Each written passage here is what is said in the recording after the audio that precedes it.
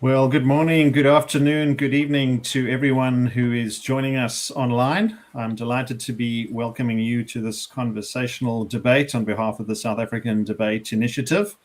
My name is Dave Gilchrist, based out of Sydney, Australia, and I will be moderating today's debate.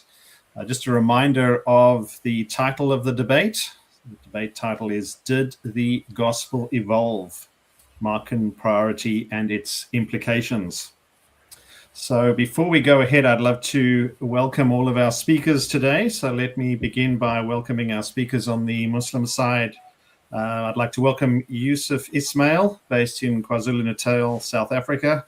Good morning, Yusuf. It's great to see you again. Good morning, Dave. Good morning to all the rest of you.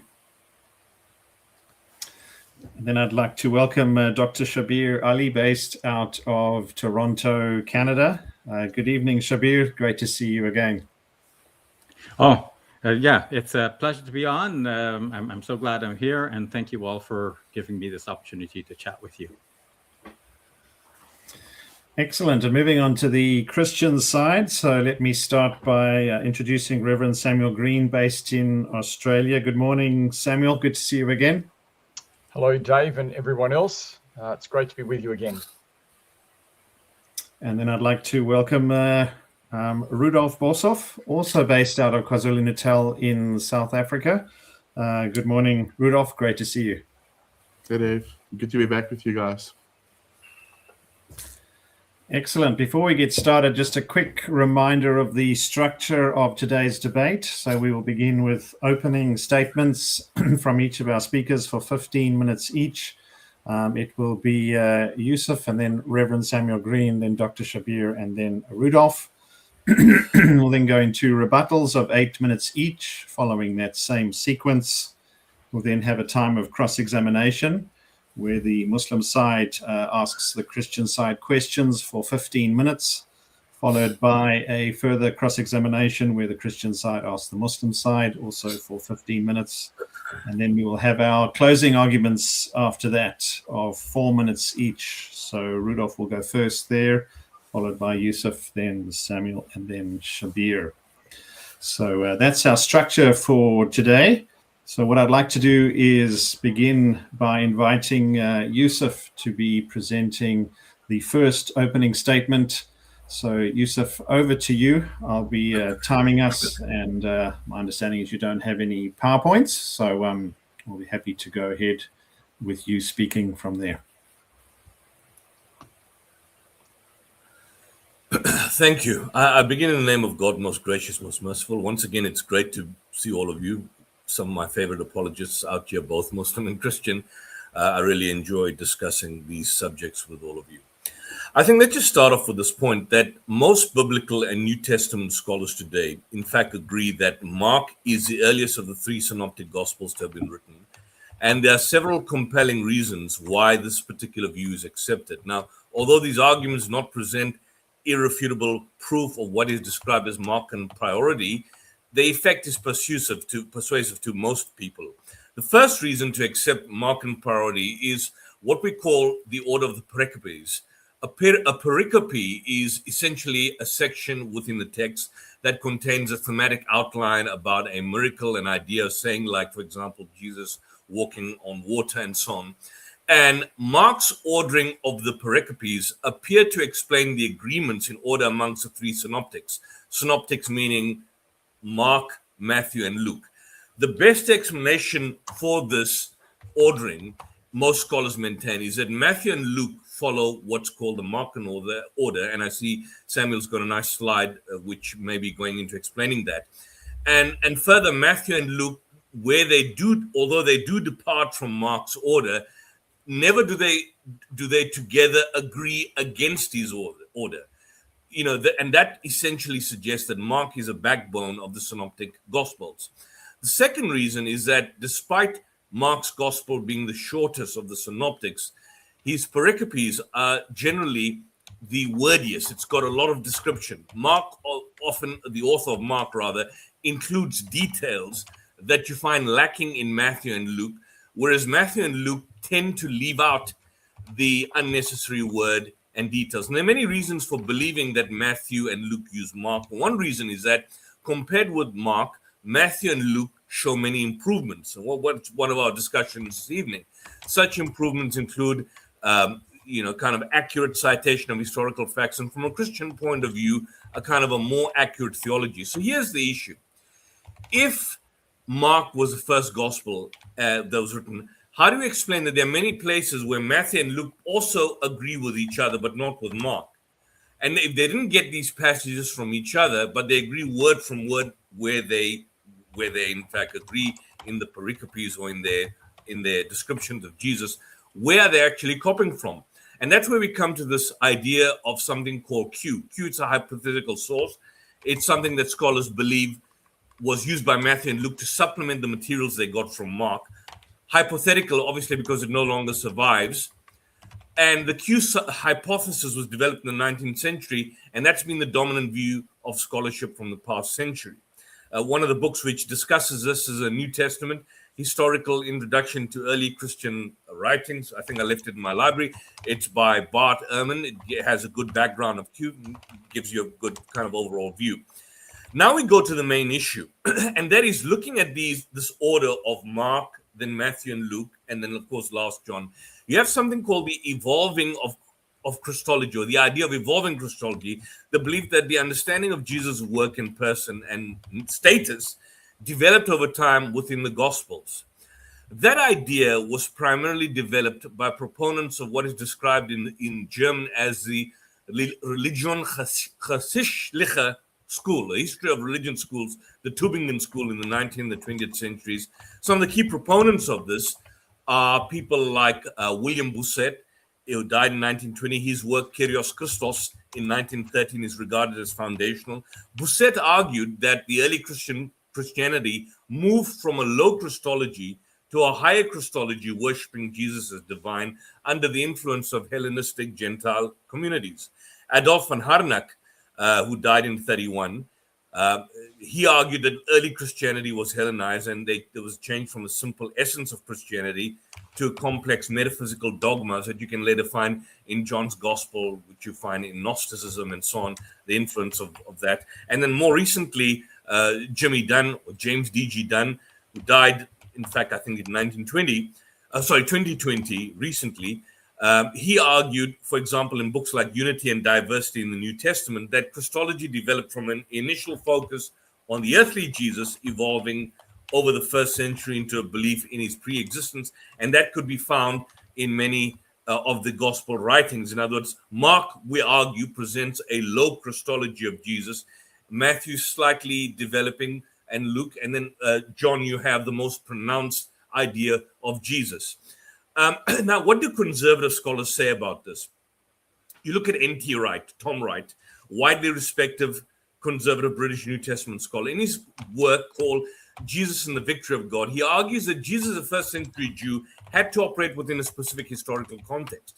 And his suggestion is that, yes, this development can be seen, but this basically is that this is effectively a case of Jesus revealing his identity or developing or maturing towards the latter stages.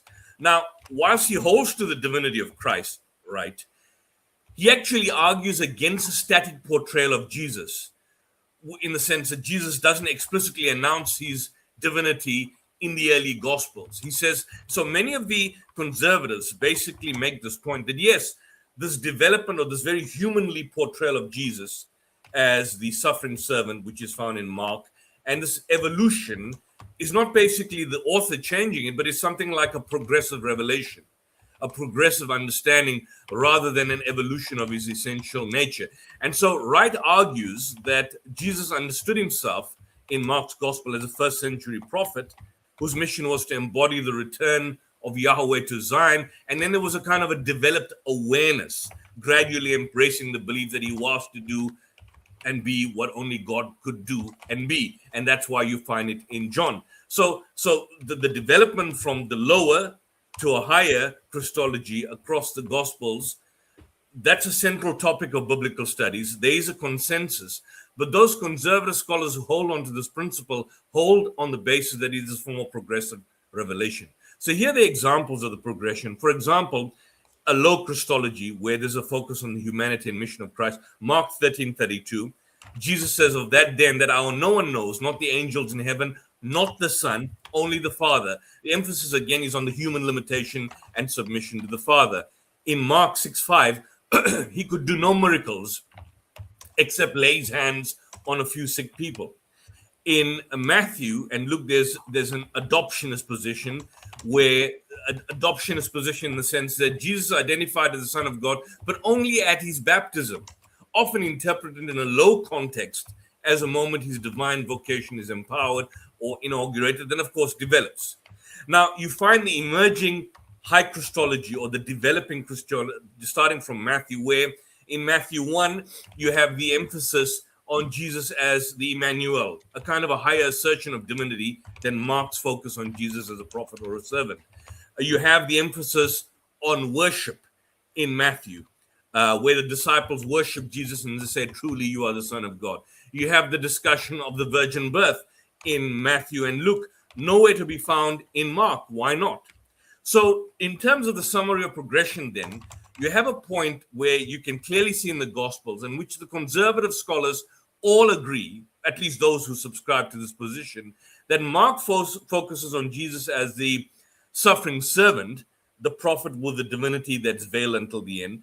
Matthew and Luke introduce the birth narratives, the virgin birth, to emphasize the divine origin whilst maintaining his human ministry. And then John, of course, presents the idea of the word becoming flesh, focusing on the descending divine Son who reveals the Father. And then, of course, scholars point to the editorial changes where Matthew and Luke took Mark's earlier low accounts and adjusted them to reflect a kind of a higher authority or perfection. And that's what's described as progressive embellishment in the actual Gospels. So, for example, and we've discussed some of this on the last occasion, could Jesus do something or did he not do something? The removing the human limitations. In Mark 6:5, Mark says Jesus could not do any miracles because of the people's lack of faith. But in Matthew 13, verse 58, Matthew changes it to Jesus did not do many miracles, suggesting that Jesus' power, removing the suggestion rather that Jesus' power was limited by human belief. So can you see, could not to did not, there's a choice. Healing with spit. Mark includes two stories where Jesus uses physical means like spit to heal in Mark 7 and Mark 8. But Matthew and Luke omit these details, likely, trying to move away these magical physical techniques towards a higher view of Jesus just by him healing through his words. The unknown him in Mark 5:30, Jesus asks, I think when the woman touches him and he feels something pulls away from him, he says, who touches his clothes or who touches his garments? Because he felt power go away from him. But in Matthew 9:22, the same recollection that ignorance is removed and Jesus identifies the woman. So why does Matthew make Jesus identify the woman, but Mark makes him ignorant? The divine status and title of Jesus in Mark 10:18, he asks the rich ruler, why do you call me good? No one is good except God. Matthew edits it to why do you ask about what is good, to avoid implications that Jesus is, of course, distinguishing himself from God's goodness.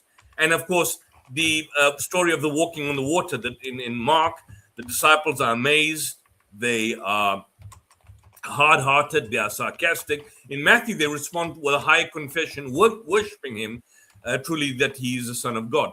Then you look at the I am statements, where he says there's a kind of an echoing, the echo I me, the echoing of the divine name of God from Exodus. You find this in John 8:58, before Abraham I am. That's a claim to divine pre-existence. John uses several metaphors to divine this specific function. He's a light of the world, he's a bread of the life. None of this is found in Matthew, Luke, or even Mark. Why is it only in John? What's the emphasis there? What about the transfiguration comparison? In Mark chapter 9, verse 3, you find that Jesus' clothes become dazzling white, whiter than anything. In Matthew, his face shone like white, making him more like a kind of a radiant figure or a divine being. In Luke, he adds that Moses and Elijah were speaking of his departure in Exodus, framing the event in a kind of a cosmic or salvific context. So you can clearly see that Matthew and Luke and Mark Matthew and Luke edited Mark to improve the literary style, correct embarrassing details, and enhance the disciples' images, and of course deepen theological points. It's clearly there. Matthew condenses narratives to focus on teachings, like he adds a Sermon on the Mount, whereas Luke, with a polished Greek, there's emphasis on universalism. It's a more orderly account. He's a physician. He highlights Jesus' compassion, which is not found earlier. So, the improving of the disciples' images, removing the embarrassing details, could not do miracles to did not do miracles, adding theological significance. For example, where Peter tells him in Mark, you are the Messiah, and in Matthew, he adds, you are the Messiah, the Son of the living God. Clearly, those are two different statements, and clearly there's a more pronounced emphasis reflecting a higher Christology in Matthew's gospel. And of course, there's editorial fatigue, where in Mark's gospel, there's a talk about feeding of 5,000 in deserted places, but in Luke, you find kind of a slight consistency located at Bethsaida. If you look at the miracle stories, for example, Mark's original version, I gave you the story about the spit. Jesus uses spit and physical touch. Matthew, he edits it. He removes the spit in Matthew 8. Luke omits the spit miracles to maintain a kind of a dignified image of Jesus. The crowd interaction, I gave you the point of who touched my clothes. The ignorance is removed from Matthew. And in Luke, which is later, even further, there's an astonishment of the crowd showing theological response. The disciples in Mark's version, in many of the stories, like the story of the storm at sea and so on, there's a terrified portrayal, a lack of understanding. And in Matthew's edit, there's a change of no faith. They have no faith in Mark to having little faith, but still making them flawed but faithful. And in Luke's edit of Matthew, there's a testing of the disciples' faith in difficult moments. You look at the story of the fig tree. It's difficult to see why Mark would take Matthew's account and, to change it as if to make it appear that Jesus made such a mistake, which he made in Mark, but that mistake is removed, and then curse the fig tree according to his own frustration.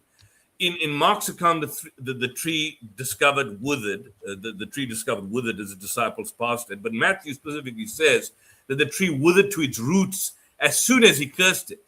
So again, it's clear to see that Matthew has magnified the power of Jesus, and there's no reason for thinking that Mark would want to minimize. So that there's no reason to think that Mark would want to minimize Jesus' power. So based on this, folks, it's quite clear that when you look at the stories and the narratives, is that they're not just given, that we're not just told the stories, but it's quite clear that the writers of these gospels were presenting these narratives about Jesus in order to basically present certain theological motifs.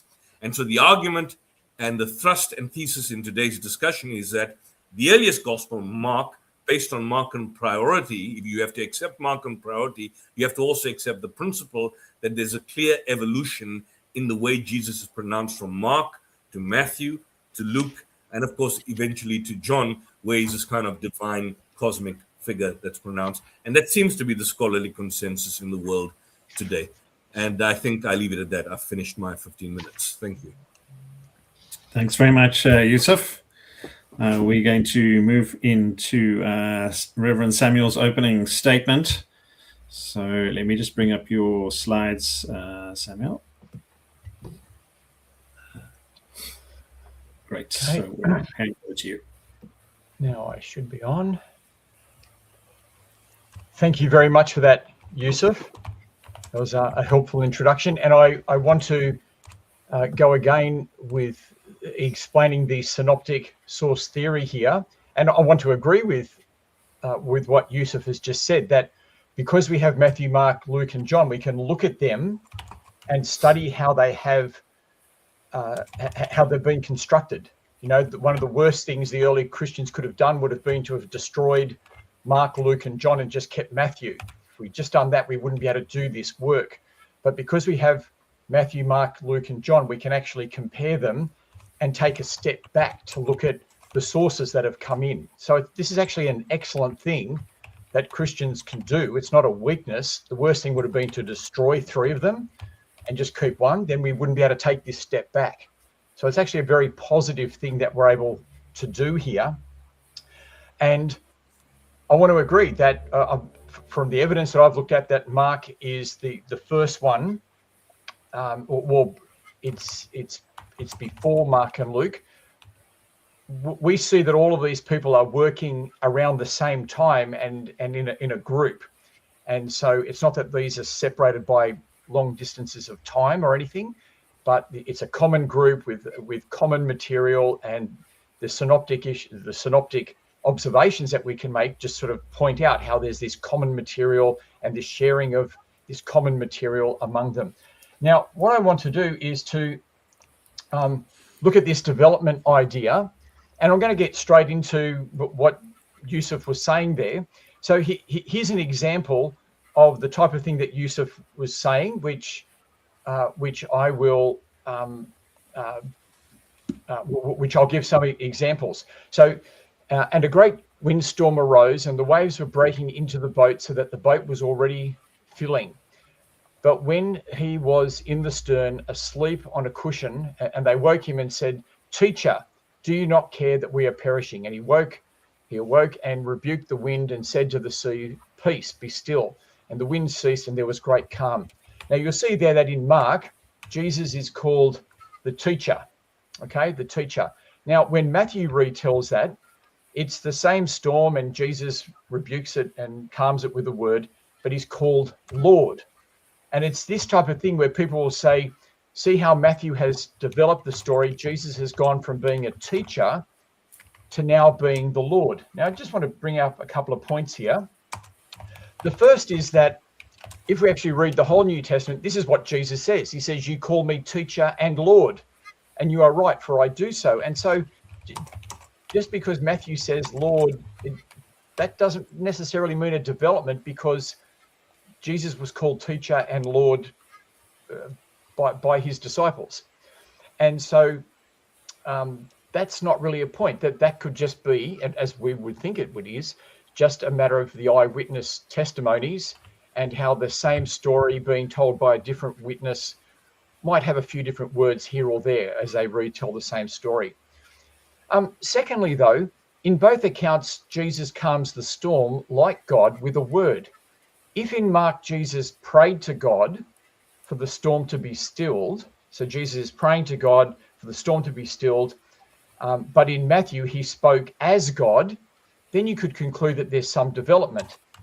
But this is not what happens. In both accounts, Jesus speaks with the authority of God, and so there's no development.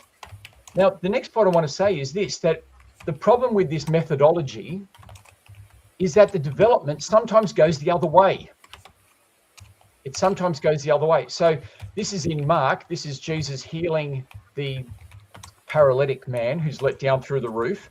And we read, now some of the teachers of the law were sitting there thinking to themselves, why does this fellow talk like that? He's blaspheming. Who can forgive sins but God alone? So a very strong statement that he's blaspheming and then saying, this is what only God can do. Okay. Now look at how Matthew retells it. Some men brought him a paralytic lying on a mat. When Jesus saw their faith, he said to the paralytic, take heart, son, your sins are forgiven. At this, some of the teachers of the law said to themselves, this fellow is blaspheming. And so the phrase, who can forgive sins but God alone, is not there. Now, according to that development theology, sorry, that development methodology, these stories should have been the other way around. You should have had the stronger statement about what Jesus is doing is what only God can do. That should have been in Matthew, but it's actually in Mark. And so this is one of my critiques for this development, that yes, you can find examples to prove your case, but there's also examples that go the other direction. And so I want to just say that I don't think that this methodology actually holds water if it can go both ways. What I want to do now is I want to show that the comparing of words and parallel events can be misleading if only a few examples are given. Instead, you need to compare the Gospels as a whole And if we do, I think we get a very different picture. And that's what I want to do now. I want to take us through the titles of Jesus. So this is going to be a big sweep of Matthew, Mark, Luke, and John. So let's see how we go. So Jesus is called teacher, and I've given you the references here. In Matthew, Mark, Luke, and John, in all of the Gospels, he's called teacher, often. It's not just that he's not called it. No. Throughout all the Gospels, he's called teacher. He's called rabbi. You can see he's called rabbi a few times, less, but he's called rabbi in Matthew, Mark. Surprisingly, or maybe not surprisingly, in Luke, as it's a term applied to Jesus less, but also in John quite a lot. Rabbi. Son of David. Again, I'm just showing you the references here where Jesus is called the Son of David. There may be a reference in John 7:42. It's where other people are calling him that, or talking about that.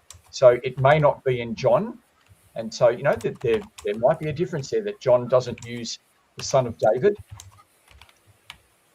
Now, when Jesus is called Lord, well, he's called Lord often in Matthew. He's called Lord, several, what was it? 1, 2, 3, 4, 5, 6, 7 times in Mark.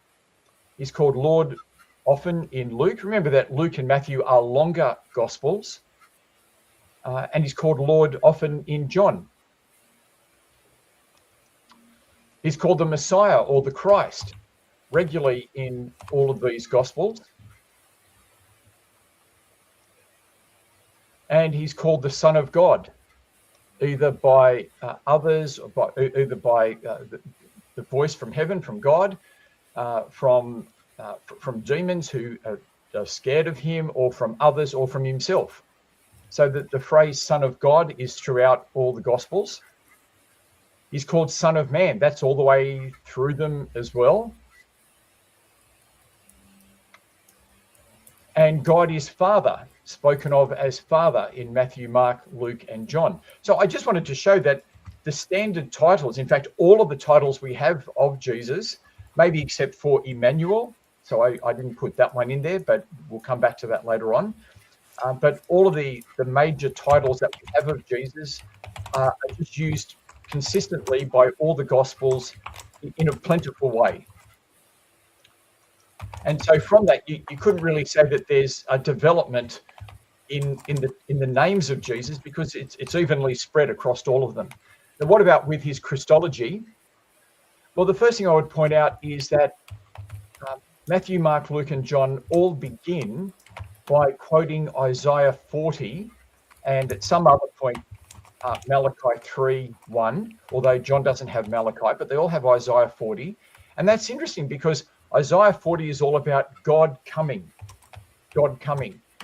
And so this is how they all begin. They all begin by saying Jesus is God coming to us, and John the Baptist is the messenger who's preparing the way for God to come. And that's just what Isaiah 40 and Malachi 3 are about. They're about God coming to his people. And John is identified as the John the Baptist figure of Malachi, and Jesus is God coming. But Mark has that in the same way that John does. So yes, they might have differences in that John might have the word, his logos theology, but he's still using Isaiah 40. They all do. Jesus is spoken of as the heavenly Son. This is when Jesus has been talking about the greatest command in Israel, to love the Lord your God. Hear, O Israel, the Lord our God, the Lord is one. But then Jesus proceeds to go to Psalm 110 and talk about the heavenly Son, and says that the Messiah is not simply the Son of David, he's the heavenly Son. And we get this in Matthew, Mark, Luke, and John, that Jesus is the heavenly Son. In fact, the contrast between the Shema, Hear, O Israel, the Lord our God, the Lord is one, and Psalm 110, the heavenly Son, is strongest in Mark. The strongest emphasis of the heavenly Son is in Mark there.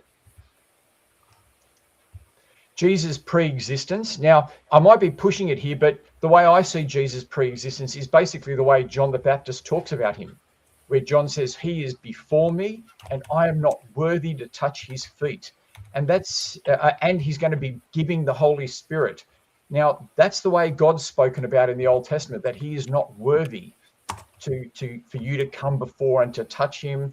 And from in Joel, it's God who's going to give the Holy Spirit. And so this is how John introduces Jesus, with Isaiah 40, he's the one giving the Spirit. He's the one I'm not worthy to touch.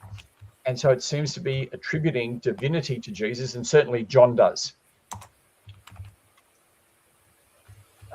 We've got the fact that Jesus does not know the hour or that he learned. Now, Mark says this, but so does Matthew and Luke, and John to some degree as well, where he says he only knows from the Father. So they all have that Jesus did not know the hour, and Luke in particular has the idea that Jesus learned and grew in wisdom.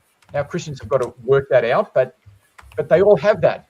That hasn't been taken away. And then just briefly looking at the events in Jesus' life, we have the virgin birth, and you can certainly see some differences here where Matthew and Luke have the virgin birth, but Mark and John don't. And so, yeah, we can talk about why that's the case, and that's worthwhile having that discussion. I assume, though, for Muslims that shouldn't be a problem, as you accept that story, that particular source has made its way into the Quran as well. So that shouldn't be a problem for you for Matthew and Luke to have it. They all have Jesus doing signs and miracles to show who he is. They all have him being crucified, died, and rising. Mark doesn't have that ending. We may have lost the ending to Mark there, but throughout the gospel, Jesus is talking about, I'm going to die, I'm going to raise on the third day. And so, the gospel does finish with it being announced that he has been raised. So he's crucified, died, and has been raised. That's all the way through. And the idea that he's a sacrifice for sin is spoken about in the Last Supper, where he talks about himself and his blood is a new covenant. And so that's in Matthew, Mark, and Luke. They all have that new covenant in my blood, that sacrifice for sin. And then they'll have other statements that the Son of Man came not to serve, but to be served and to give his life as a ransom for many. John doesn't have that because he seems to be complementing the other Gospels, and that's another discussion. But he talks about Jesus as the sacrificial lamb in a couple of places. And so I just wanted to show people the overwhelming unity that we have between Matthew, Mark, Luke, and John. Now, I'm not saying that Matthew and Luke haven't used Mark, and as apostles and part of the apostolic team, taught those sources in a different, with their own emphases. But I'm saying that when we actually do that comprehensive overview, they are teaching the same thing. So, yes, there are different emphases between the Gospels, but I think that when we look at this, we see a faithful transmission of what Mark had in Matthew and Luke. We see Mark being faithfully transmitted, and his message not being rewritten and altered, but an emphasis being given for the new gospel that's been written. So I'll finish up there. Thank you very much. Thanks very much, Samuel. Let me remove your slides. So we're going to move on to Dr. Shabir's opening statement of 15 minutes. So I'm going to hand over to you, Dr. Shabir. Sure. Just a minute. And, all right. Let me just get my timer set up as well. Where's my timer? Here. All right. Gentlemen, I'm so glad that you have welcomed me into this platform. I begin by praising our creator and fashioner, the creator of the heavens and the earth. I ask God to bless our meeting here tonight, to make it fruitful and enlightening for us and for our audience. And I pray that God will bless all of the righteous people of all time, all of his prophets, his messengers, and God will bless us and all of our loved ones. May God bless the entire world and bring about peace and security and safety for everyone in the world. Men and women of understanding, I feel that our dialogue is very important. It is a part of the wider scope of world peace, and the more we talk to each other, the more we understand, and it is important that we understand not only our differences, but how much we have in common. Reverend Samuel spoke about the fact that Muslims and Christians do have some common beliefs, especially with regards to Jesus.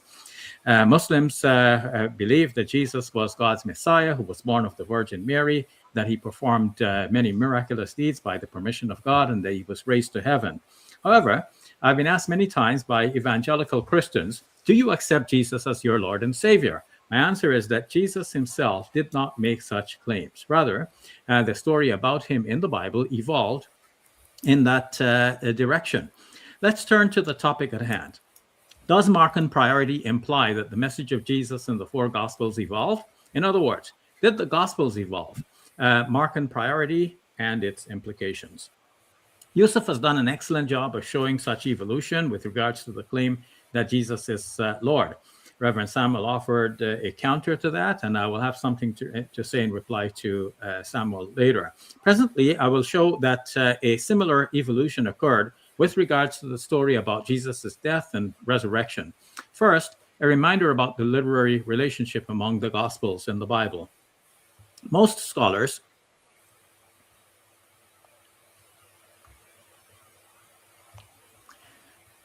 consider Mark as the first and John last. Most scholars believe that Matthew and Luke use Mark as their primary source for the events that they narrate. Some scholars think that Luke used both Mark and Matthew. When we look at the way in which Jesus' story is told in these four Gospels, it is obvious that the later the Gospel, the more Christian the story becomes. Let's see an example of how Matthew rewrites an episode that he gleaned from Mark. Looking at Jesus' death, as described in Mark, we see in Mark chapter 15, verse 37, but Jesus cried out with a loud voice and breathed his last, and the temple curtain was torn in two from top to bottom. Mark chapter 15, verse 37 and 38. By comparison, Matthew expands this to read, then Jesus cried out again with a loud voice and gave up his spirit. Just then, the temple curtain was torn in two from top to bottom. The earth shook and the rocks were split apart and tombs were opened and the bodies of many saints who had died were raised. They came out of their tombs. They came out of the tombs after his resurrection and went into the holy city and appeared to many people. Matthew 27 verses 50 to 53. As is obvious, Matthew expanded the narrative to show that the death of Jesus caused the resurrection of the saints. Here's another example of how Matthew expands upon Mark. In Mark's gospel, Jesus was placed in a tomb on the Friday evening, and the stone was rolled against the opening, and everyone left the scene. When the women arrived on Sunday morning, the rock was already rolled away, and the body was no longer there. That's Mark chapter 16, verses 4 to 6. This makes readers wonder what happened when the tomb wasn't guarded. Matthew, however, assures his readers that from Saturday onwards, the tomb was guarded. Matthew 27, verse 66.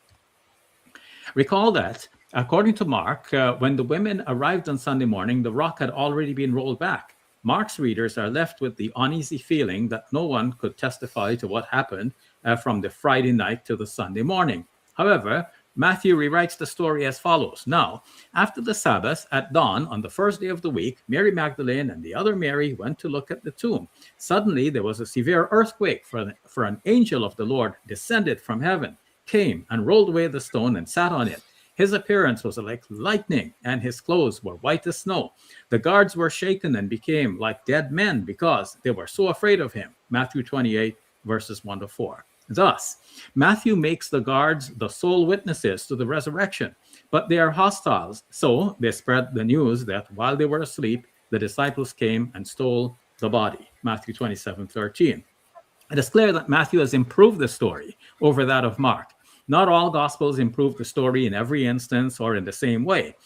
For example, Matthew alone among the 4 Gospels mentions guards at the tomb. However, when we continue comparing the Gospels, we see that the general trend is that the later Gospels improve the story, making it more and more Christian. Let's look at John as the 4th synoptic Gospels, the fourth synoptic Gospel.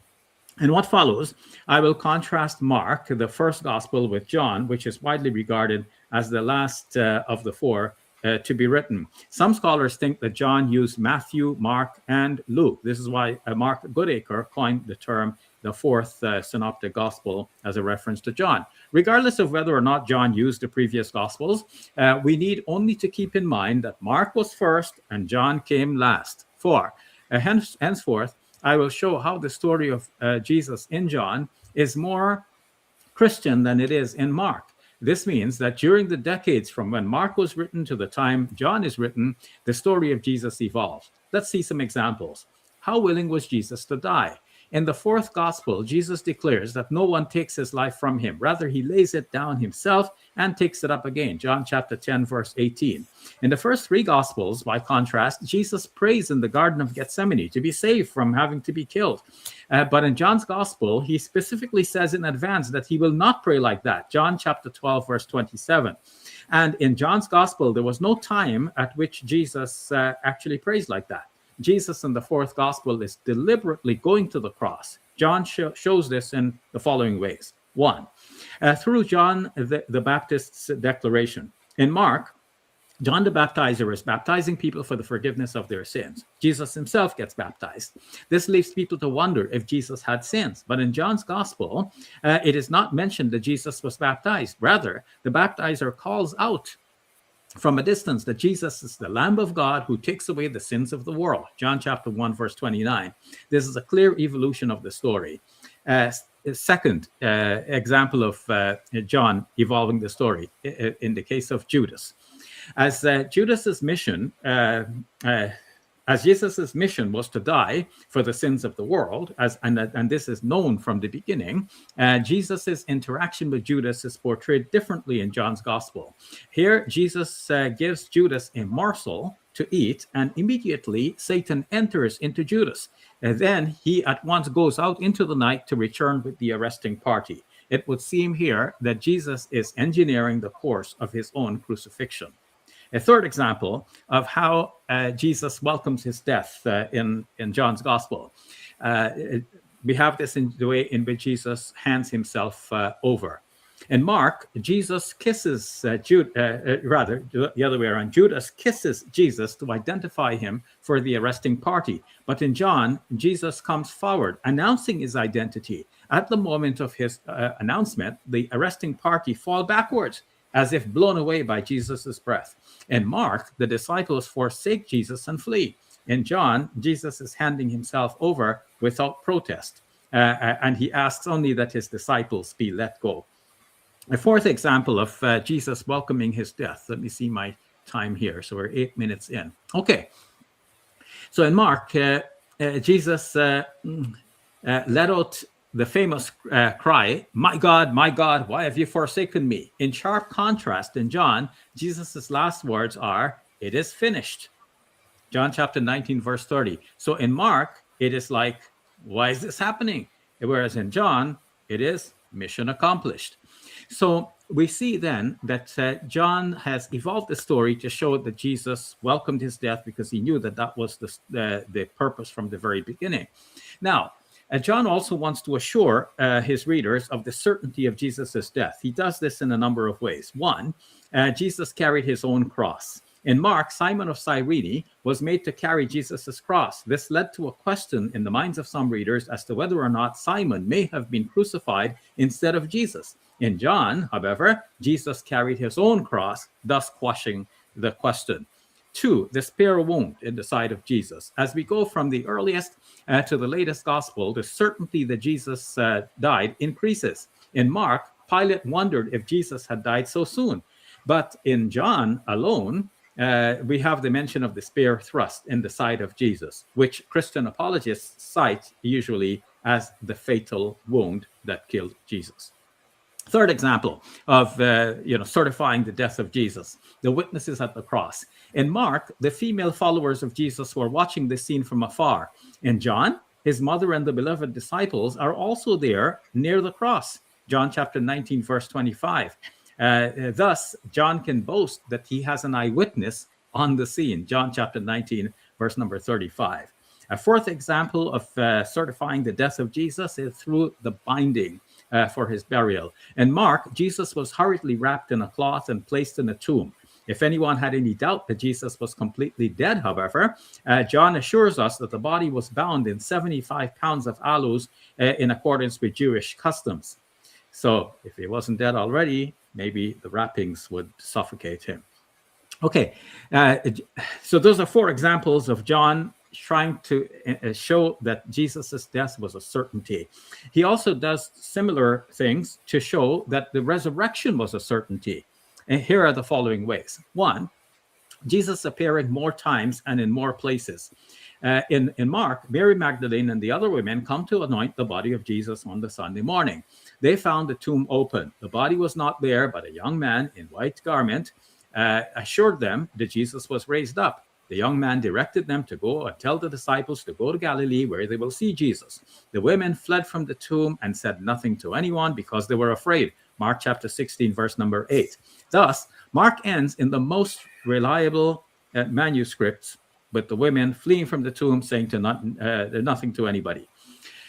On the other hand, in John, Jesus appears to Mary Magdalene right in the garden in which the tomb was situated. Moreover, in John, Jesus appears twice to his disciples in Jerusalem before appearing to them in Galilee. A second way in which John certifies the death of Jesus is through the doubting Thomas doing the verification on our behalf. Let me look at my time. So 12, I have to keep going now.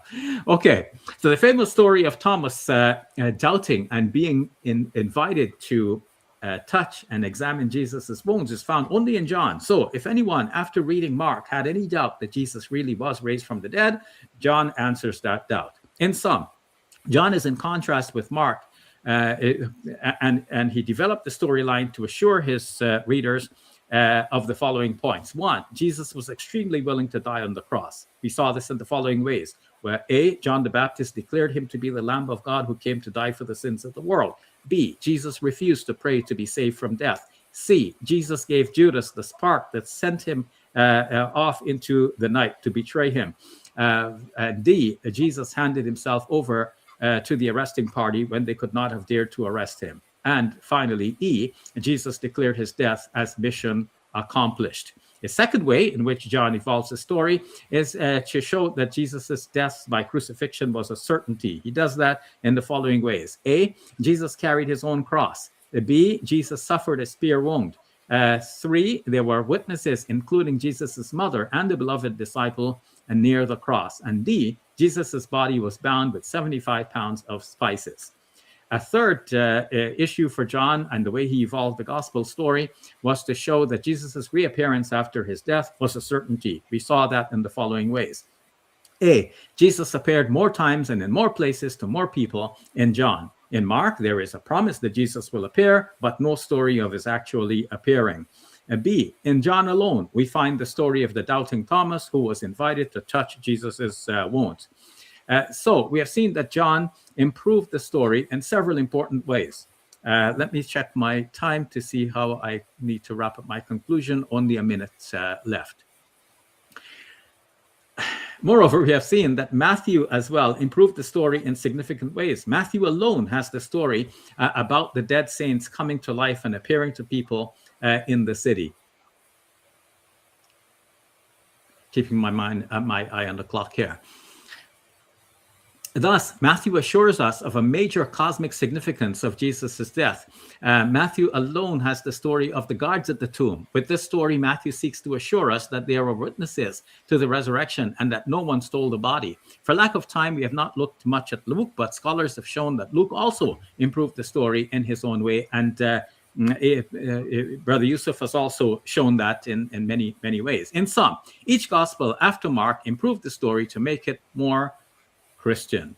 And so What are we to say about our topic? Does Markan priority imply that the message of Jesus has been changed and evolved? You bet. But I leave that for Rudolph to respond to, and I will come back to respond again later. Thank you all for your patient listening. Peace be with you all. Thanks, Dr. Shabir. As you mentioned, we'll move on to the next opening statement, which is from Rudolph. So, Rudolph, I'll hand over to you. Well, thank you so much, gentlemen. It's always good to speak about these things and get a little bit more clarity on what each person holds. Let me just start off and say directly, we've heard a lot about Markan priority and the fact that it does not imply that the text is reliable, but there is rather a theological evolution and a corruption of the historical Jesus. That's basically the claim. I'm going to stand on the other side of the fence, and I am looking at everybody's presentations, and I'm trying to add some different perspectives that I think we need to consider when in actual fact we speak about this central topical question. And I want to do so with a little bit of a different emphasis. I've just quickly adapted my outline just to make a few other claims. But let me just start off and speak about the claim of theological evolution. And Yusuf has mentioned that scholars, especially aligned with the Ehrman Bauer trajectory, they usually suggest that teleological evolution, especially of Christology. And so there are various ways in which people use or make use of Markan priority to explain different avenues in the gospel to show that there was embellishment. But let me just start off and say that when we look at that model, first of all, it's not the only model, but for the sake of this conversation, we agreed upon on speaking about this model. It severely mistreats the Gospel of Mark, especially. And for instance, when we look at the Christology that was earlier mentioned, it actually reduces what we can call the highest Christology. What I also want to do is just look at some of what we can say about the earliest Christians in the oral formulaic communities that maintained oral history. That might add a little bit more of a context to the overall conversation. And then also, what is the nature and the understanding of the biographies that we look at, especially when we speak about ancient biographies. And then maybe we can also look at a few other things, but as my time fleets, we can look at those things. But let me start off with the first one, the earlier high Christology of Mark.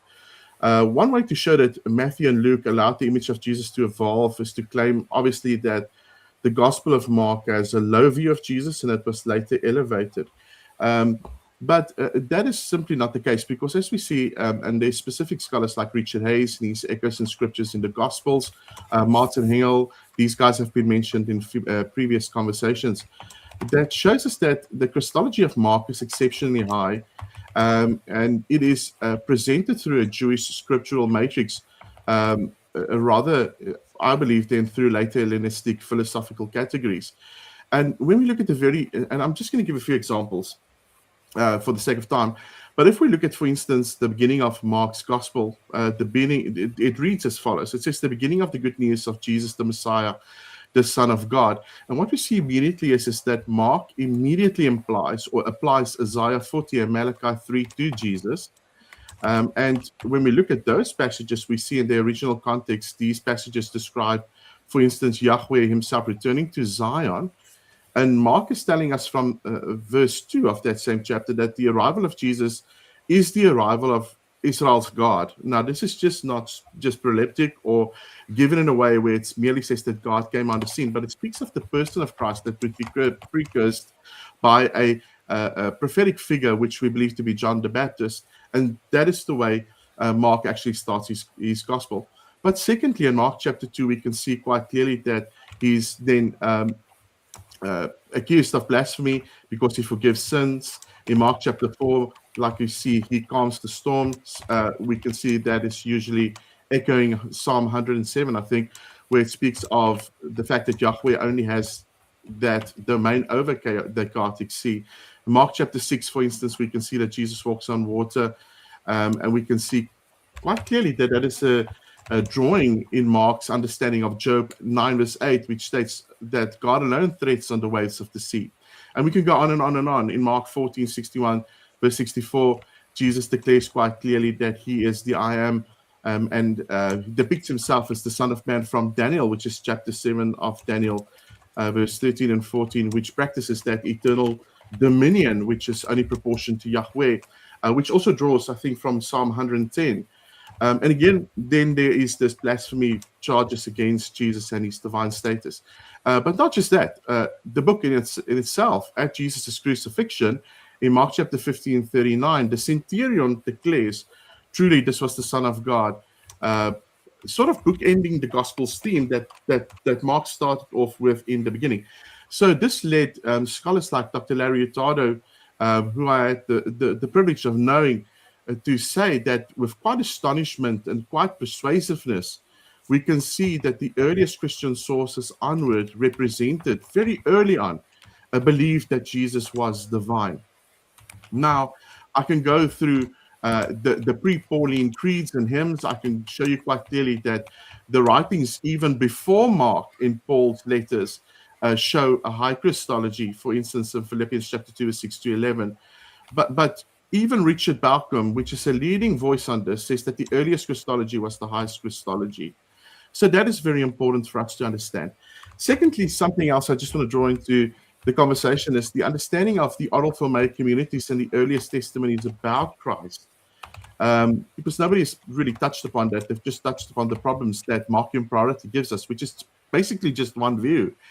But yes, something to consider. Both of our communities believe that God spoke. Both of our communities believe that there are different instances given to different individuals that show a testimony or a witness about what was said. But when it comes to the first Christian community, we need to understand that R.V.G. Tasker, professor of New Testament exegesis at the University of London, for instance, speaks about this. He says, when we look at the four Gospels, he says the following. He says, when we look at the first Christian community, we need to understand that our faith today is bound to be conditioned by the four Gospels. But the first Christian community, the faith of the Christian church and community was independent of these written texts because they did not have them very early. So in other words, the earliest Christian community had a affirmed teaching, or what we would call a affirmed kerygma, which obviously was very dear to them, which they committed themselves to. Even F.F. Bruce says quite clearly that the book that was written in the end was actually a substitute, or a second best substitute for the spoken word. Michael J. Kruger says, for instance, that when we look at the literary or the orality of the earliest Christians, we must note with certainty that they already knew and heard it many a times exactly what was contained in the message about Christ, which we would call the Evangelion, and what was given by the earliest apostles in their preaching, which we would call the paradosis, or the earliest teaching of the faith. Graham Stanton even writes that the oral proclamation that spilled over into literary form was only secondary, and the first Christian community took with great joy and great consistency upon themselves to actually establish and know exactly what was given by Jesus. So this is all very interesting for us, and I don't want to go and bore you to infinitum with things like, for instance, Stanley Portier and his Sacred Tradition, and the other book of Richard B. Hayes, where he speaks of reading backwards, where they speak quite clearly of the consistency of what was handed over. All of these books, all of the New Testament agree, for instance, on certain things, which is actually very evident within the text. Richard Balcom, Tom Thatcher, Alan Kirk, Jens Scrotter, some of these scholars all conclude that just looking at the oral Formate community to the solidification of what Jesus actually said and did, we can actually be very sure that the New Testament authors captured the memory of Jesus with great accuracy. Now, obviously, when we look, and we can look at this a little bit later, we can then ask the question, why these adaptations? We usually hear that there's simply these changes, but I think that's oversimplifying what the authors have actually done.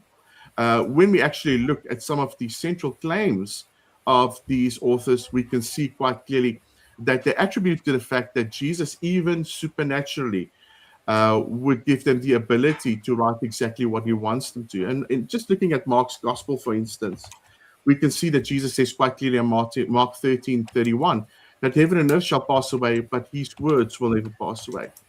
For instance, in John 14:26, where Jesus speaks to his disciples, and he says to them that the Holy Spirit, whom the Father will send to my name, he will teach you all things and remind you of everything that I've said. So we can see quite clearly that when we look at Christ's claims about his own words, he makes clear that it's true, it is essential, it's preserved, but it's also the words that he will give them, and obviously the testimony that will be derived from them, that they will relate then to the first Christian community. Now, then we need to ask the question, but what about this historical mechanism behind this formation of the gospel? And what about these differences between the synoptics? Because I think that's where the conversation is going, obviously. Well, why is there a difference in what we perceive between all of these gospels? And when we look specifically at the synoptics between Matthew, Mark, and Luke, the wording or the reordering of events. Now, let me just start off and say, I am very keenly aware that our opponents might claim that this evidence shows a form of theological tampering. However, if we look at what classical scholars and ancient Greco-Roman biographies say, and if we look at scholarship, again, by scholars like Richard Burridge, a dear friend of mine, Craig Keener, we can show that it demonstrates that the ancient biographers were expected to select, adapt, and arrange their materials so it highlights specific characteristics of what they want to address when they speak about certain subjects. So Matthew, and Yusuf mentioned this earlier, writes to a Jewish audience, for instance, emphasizing that there is a fulfillment of the Torah. Luke writes to a Hellenistic audience, emphasizing the universal scope of salvation. So the fact that they edit Mark roughly shows that they are using these words for their own need and for what they want to communicate.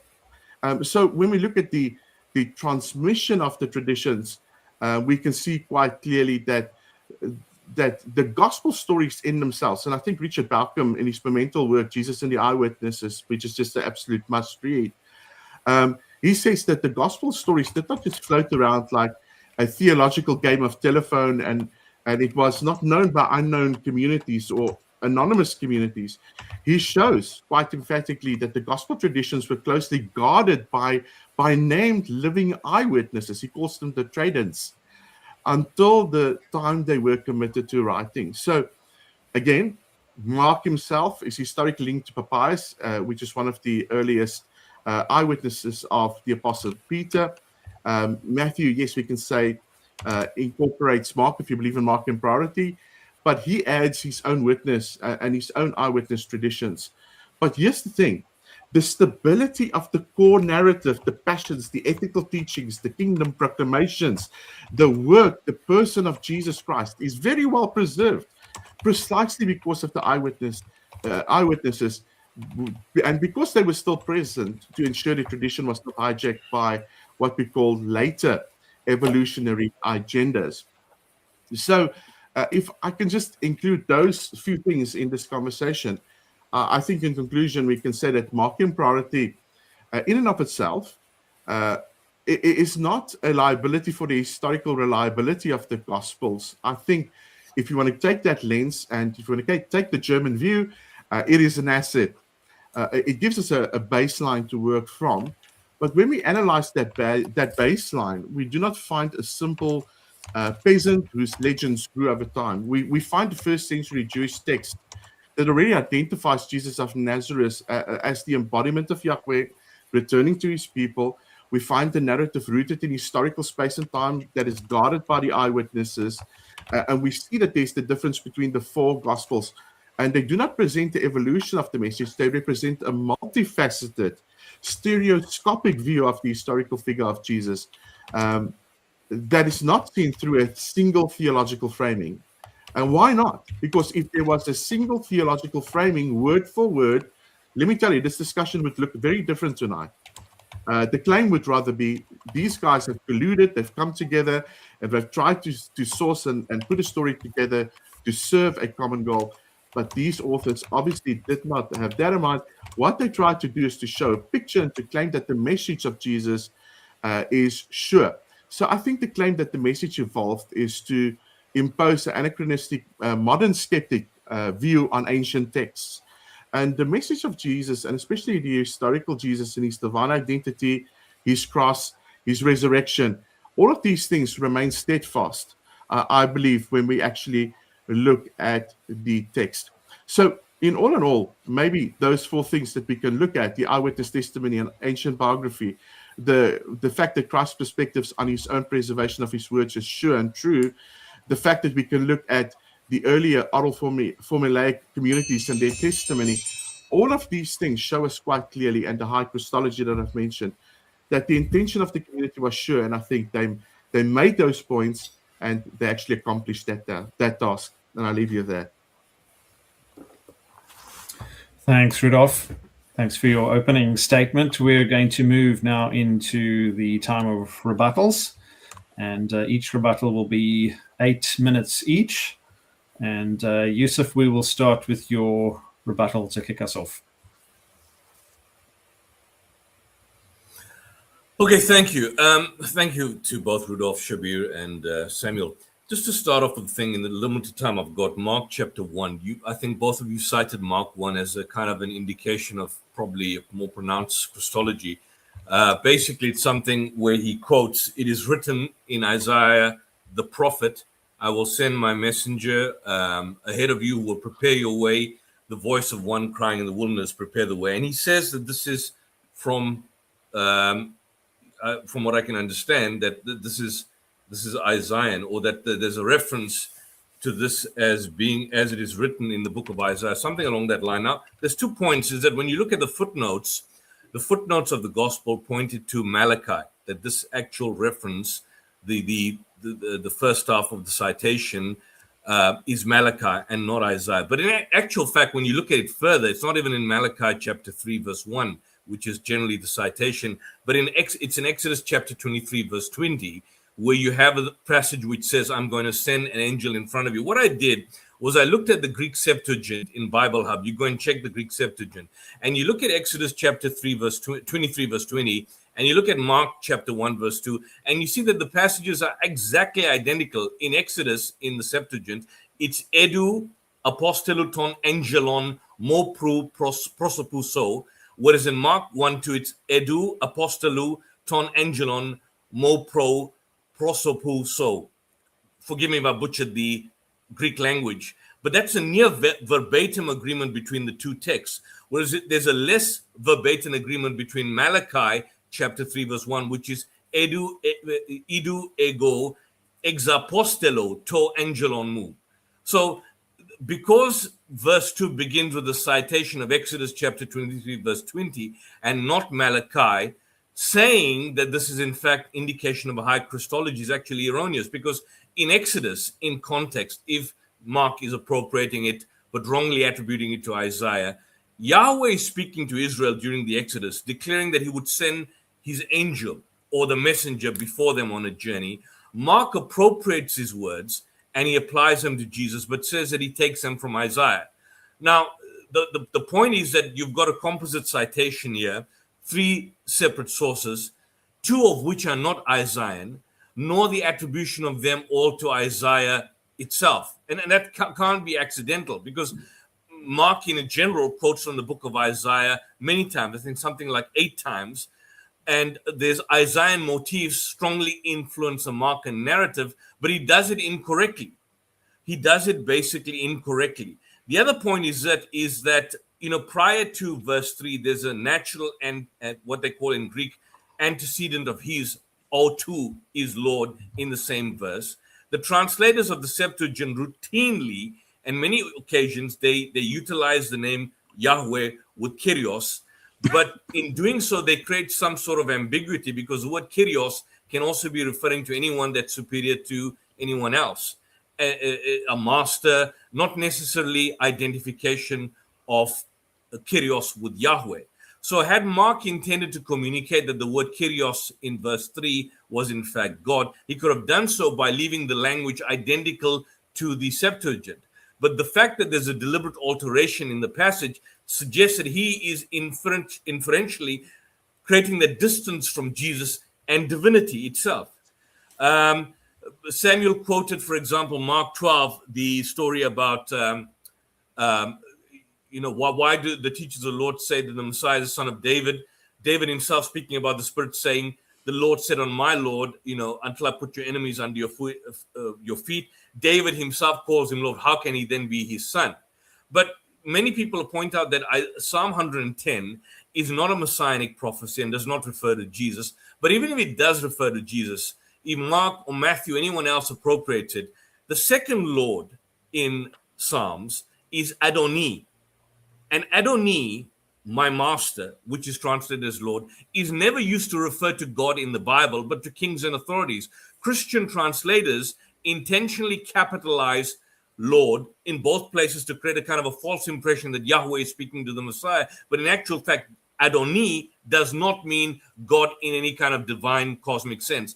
Rudolph points out the aspect of the prophecy in Daniel in Mark 14:61. When asked if Jesus is the Messiah, the Son of the Blessed, he affirms and he says, the Son of Man seated at the right hand of power, you'll see him coming from the clouds of heaven. If you look at Daniel, sitting at the God's right hand signifies a kind of a co-rulership with God, something that was inherent to the reign of the Israelite king. There's God in the heaven, there's the reign on earth. And coming with the clouds of heaven doesn't signify divinity than in the original context of Daniel chapter 7, where the Son of Man comes on the clouds and is presented to God. So if the Son of Man is presented to God, how can he be God? Jesus is not saying in that context that he's a divine judge. He's basically claiming vindication, that although he's mocked and judged now, he would be exalted at the end when God's reign finally breaks through. So I don't know how you can make the argument that from that perspective, this is somehow or the other an indication of a higher Christology. Samuel started off with the whole issue about the storm, which we discussed in the last debate itself.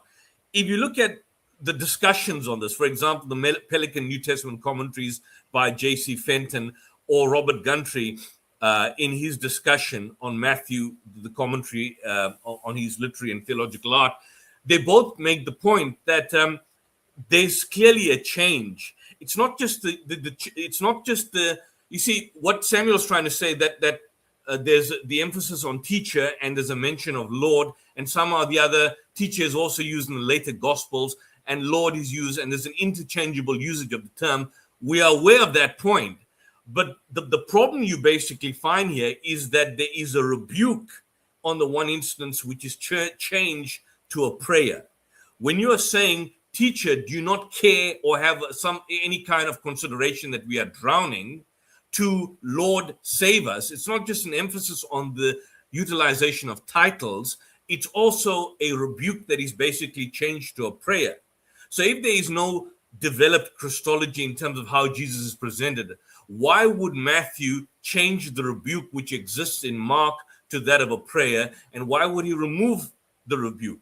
So the fact that there you've got these similar titles like Rabbi, Teacher, Lord, doesn't imply a kind of a lack of Christology, but rather basically illustrates a layered, complex way in which the earlier followers and the gospel writers recognized Jesus' identity, but there was a greater degree of emphasis in terms of how these titles were used in the later gospels. So, for example, the word Kyrios, Lord, in Mark, it presents a kind of a master-servant relationship. But in the later Gospels, for example, and even the writings of Paul, that title quickly took on a divine connotation, like in Philippians.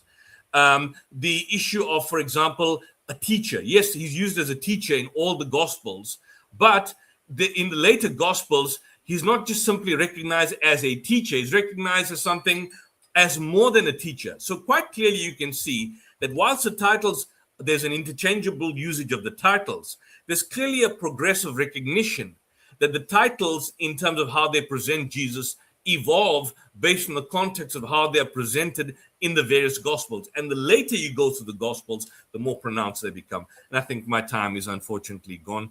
I couldn't deal with some of the other points. Thank you. Thanks, Yusuf. We'll move on to Reverend Samuel for your rebuttal of 8 minutes.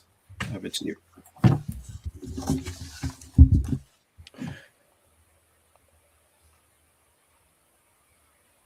Thank you for that, Yusuf. I will reply to both Yusuf and Shabir and just make some brief comments in reply there. In your presentation, you were talking about how in Mark, Jesus doesn't know the hour. And so I just want to say yes. And as I pointed out in my presentation, that's the case also in Matthew and Luke. And so that doesn't show a progression. It just shows, it actually shows a faithful putting in and a faithful continuation and a similar Christology. You mentioned Mark 6:5 and Matthew 13:58, where Jesus goes to his hometown and it says he wasn't able to do many miracles because of their lack of faith. In both, it says it was their lack of faith as to why he didn't do it. So these are not really changing the story. They're just retelling it or actually passing it on. I don't see how you can use that as an example. You spoke of in Matthew, he talks about Emmanuel and the others don't. Well, yes, that's right. There are distinctives for each gospel. So we can't just use Matthew's use of Emmanuel from Isaiah 7 and say, well, that's not elsewhere. And so that's a development. As I showed from Isaiah 40 and Malachi 3, and you mentioned that it's not Malachi 3, it is Malachi 3, and it's not Exodus 23:20. This is confirmed in Malachi 4 verse 3, where it says it's not an angel who's coming, but it's Isaiah. It's Isaiah. So you can't use Exodus 23:20 because if you keep reading in Malachi, it's Isaiah is Elijah is coming back. Elijah is coming back, and there's going to be this Elijah figure, and that is identified as John the Baptist. So it is Isaiah 40 at the start of Mark, and it is Malachi 3, and that's just how it is. I mentioned, if you want to be consistent with this, then you've got the problem of the virgin birth, because if you want to say the virgin birth is how they're embellishing the story and developing everything, well, the Quran has this. And so the Quran seems to accept this aspect of the gospel. You spoke about on the storm, and you said that there are these different responses in the storm. I would say yes. I'm going to come to this in a moment when I look at how the gospels complement each other. Yes, there are different responses there, but that's also because there's at least 12 other people on the boat. And I assume there's a range of responses to what's happening. And so this simply may be evidence of the fact that this is coming from a body of testimonial evidence that's being passed on by the witnesses. As I said at the beginning, that there's a team of people from which these gospels come, and each one is free as an apostle of Jesus to use this information for a new expression. What have I got here? You said that Jesus was ignorant when the woman touched him, the woman with bleeding. He's ignorant in Mark's gospel, but in Matthew, he's not ignorant and he knows. But Matthew also has Jesus not knowing the hour, so you can't draw that conclusion because it still has him not knowing certain things. It's just a slightly different retelling of exactly the same event. And this is what I'm going to come back to, that these are all exactly the same events, just with different details emphasizing different things. There was different descriptions of the transfiguration, but again, they're all these glorified visions of Jesus. What have I got here? The fig tree withering. Again, we've still got exactly the same event happening. It's just one's giving you an immediate response, an immediate description. Another is talking about it the next day when they come back into the town and come back to that description. So I just don't see any issue here. And again, we're not changing the events that happened. We're just getting complementary information to this. I want to quickly look at Shabir's points. I just wanted to particularly look, because I've only got 3 minutes, to look at your comparison between Mark and John. And I wanted to point out what scholars note between Mark and John, and that is that John definitely seems to be wanting to deliberately complement the earlier Gospels.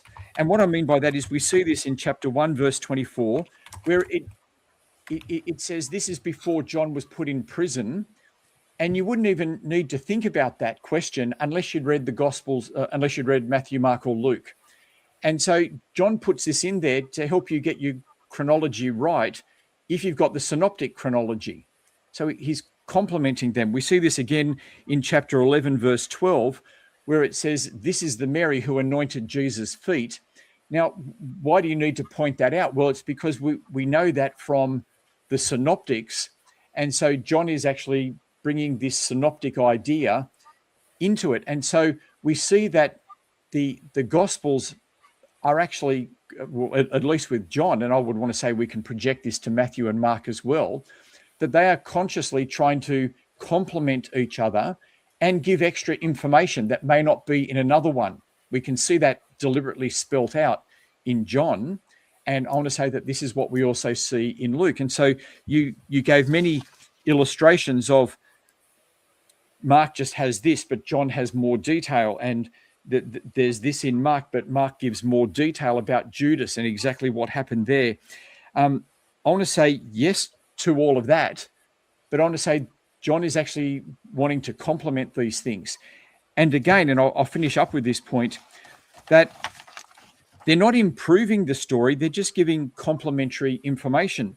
Jesus is still the Christ. He's still dying for our sins. He's still healing people. He's still being resurrected from the dead. All the big planks of the story, as I pointed out in my presentation, are there in all of them. It's just that as the Gospels go on, as there are later Gospels, it seems that more information is given to complement them.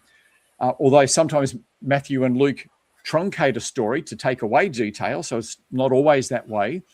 But you know, I think to prove your point, you need to prove one says Jesus is just a man and the other says he's God, or you need to show he didn't die on the cross and he did, or he didn't resurrect and he did, because it seems that you're trying to bring out those by inference, that there's this big theological development, but it's not a theological development. It's a development of complementary details to the same events. And so I just don't see the Gospels developing in this theological sense. I'm prepared to admit that they're developing in a giving of details, but that's okay because that seems to be what they want to do. They come later, and as I pointed out with John, he is wanting to complement them. So the apostles can do this. There's no problem there. So I'll finish up there. Thanks very much, Samuel. I'm going to move to Dr. Shabir for your 8-minute rebuttal. Sure. Thank you, gentlemen. You've all spoken very well. And Reverend Samuel, you've given us a lot to think about, especially in your response to what Yusuf and I have said. Let me, ladies and gentlemen, recap some of the points that I made in my opening presentation so that we can see from that how the responses have been adequate or inadequate to what I have presented. I have shown that John, in contrast with Mark, developed the storyline to assure his readers of the following points. One, that Jesus was extremely willing to die on the cross. We saw this in the following ways, that A, John the Baptist declared him to be the Lamb of God who came to die for the sins of the world. B, that Jesus refused to pray to be saved from death. C, that Jesus gave Judas the spark that set him off on the mission to betray him. And D, Jesus handed himself over to the arresting party when they could not have dared to arrest him. And E, finally, that Jesus declared his death as mission accomplished. The second way in which John is developing the story is to show that Jesus' death by crucifixion was a certainty. We saw this in the following ways. A, that Jesus carried his own cross so that one could not think that Simon the Cyrene may have been crucified instead. B, Jesus suffered a spear wound. So if we ask what killed Jesus, the Christian apologists will say, the spear wound. But scholars generally think that this is not historical. C, that there were eyewitnesses in John's gospel who included Jesus's mother and the beloved disciple who were near the cross, whereas in Mark, there were women who had followed Jesus and they were from afar, seeing what happened. So they could not see so very clearly, one might say. And D, that Jesus's body was bound with 75 pounds of spices. So you might think that even if he wasn't dead on the cross, maybe the spices will suffocate him, or at least the wrappings. The third way in which I've shown that John evolved the story by comparison with Mark is that in John, Jesus's reappearance after death was, for John, more certain. We saw this in the following ways. A, that Jesus appeared more times in more places to more people. In Mark, there is a promise that Jesus will appear, but no story of his actually appearing. In John alone, we find the story. This is B. In John alone, we find the story of the doubting Thomas, who was invited to touch Jesus's wounds. Now, I want to make a further point about this in conclusion that I didn't have a chance to say in my opening presentation. We have seen how John has evolved the story of as he found it in Mark, and Reverend Samuel has agreed that John is using the previous Gospels, but he is giving his own gospel as a complement to what the others have already written. So now, knowing what the earlier gospels have already written, and John is evolving the story as we have seen in these ways, think about the timeline. Jesus is said to have been raised up into heaven around the year 30, and Mark's gospel is said to have been written around the year 70, according to what most scholars believe. And John's gospel by the end of the first century, around the year 100. So from Mark to John, there is the expiration of about 30 years, 3 decades. Now, from Jesus's ascension to the writing of Mark's gospel, there are 4 decades. So if the story improved in John's gospel within those 3 decades as compared with Mark, you can imagine how much the story might have evolved from Jesus to Mark as well in the 4 decades. So we should not take Mark as, because Mark has said it, therefore it's in all of the Gospels. This is a common response we have found from both Rudolph and Reverend Samuel, that, okay, the Christology is high in all of the Gospels, or all of the Gospels say he's Lord, all of the Gospels say he died, and so on. But we have to ask, okay, if John evolved the story from Mark, as he did, how did Mark evolve the story from Jesus? That John Bowden, in his book, Jesus, the Unanswered Questions, has actually made this point. He said that we can see that Mark was improved in Matthew and Luke, because we see Mark, we see the source, and we see Matthew and Luke and how they compare. But we cannot see Mark's sources. But if we could see Mark's sources, we would find, according to John Bowden, that Mark has already improved his sources. So Mark as well is a theological account. It's not a simple history of what went below. So to say that, okay, Mark has a high Christology as well, that is not to be disputed, but it is to now have us go back through the timeline and say, what was Jesus's own Christology? What did Jesus think about himself? Reverend Samuel says, well, if we had in one gospel, he's not God, and the other one, he is God. But look at Mark chapter 10, where Jesus says, why do you call me good? No one is good but God alone. He's clearly contrasting himself with God. And in Matthew's gospel, it's changed to, why do you ask me about what is good? So the contrast is no longer there, like the denial that is there in Mark's gospel is not there in Matthew. True, some things are repeated in Matthew. Like Mark says, Jesus said, he does not know when the hour will occur. Matthew repeats the same thing. Curiously, Reverend Green said that it's also in Luke, but it's not in Luke.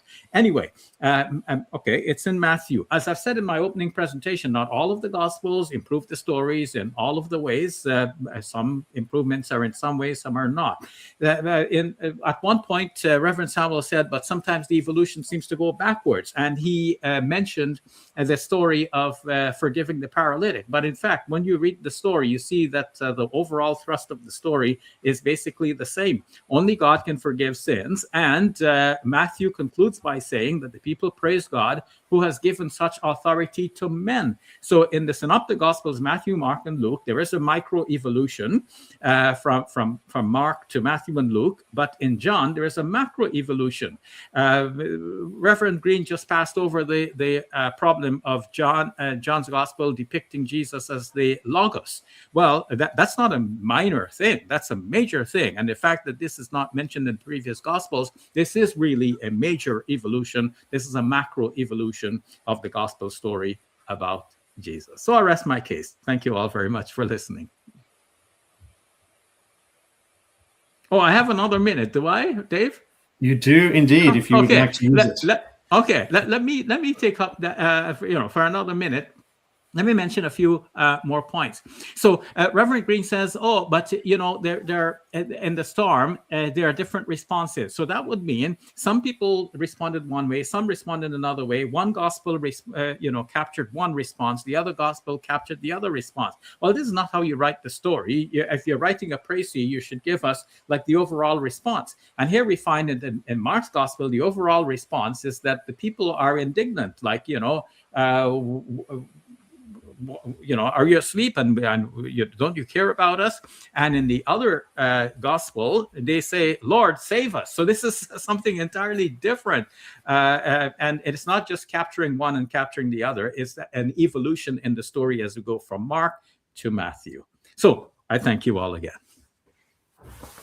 Thanks, Dr. Shabir.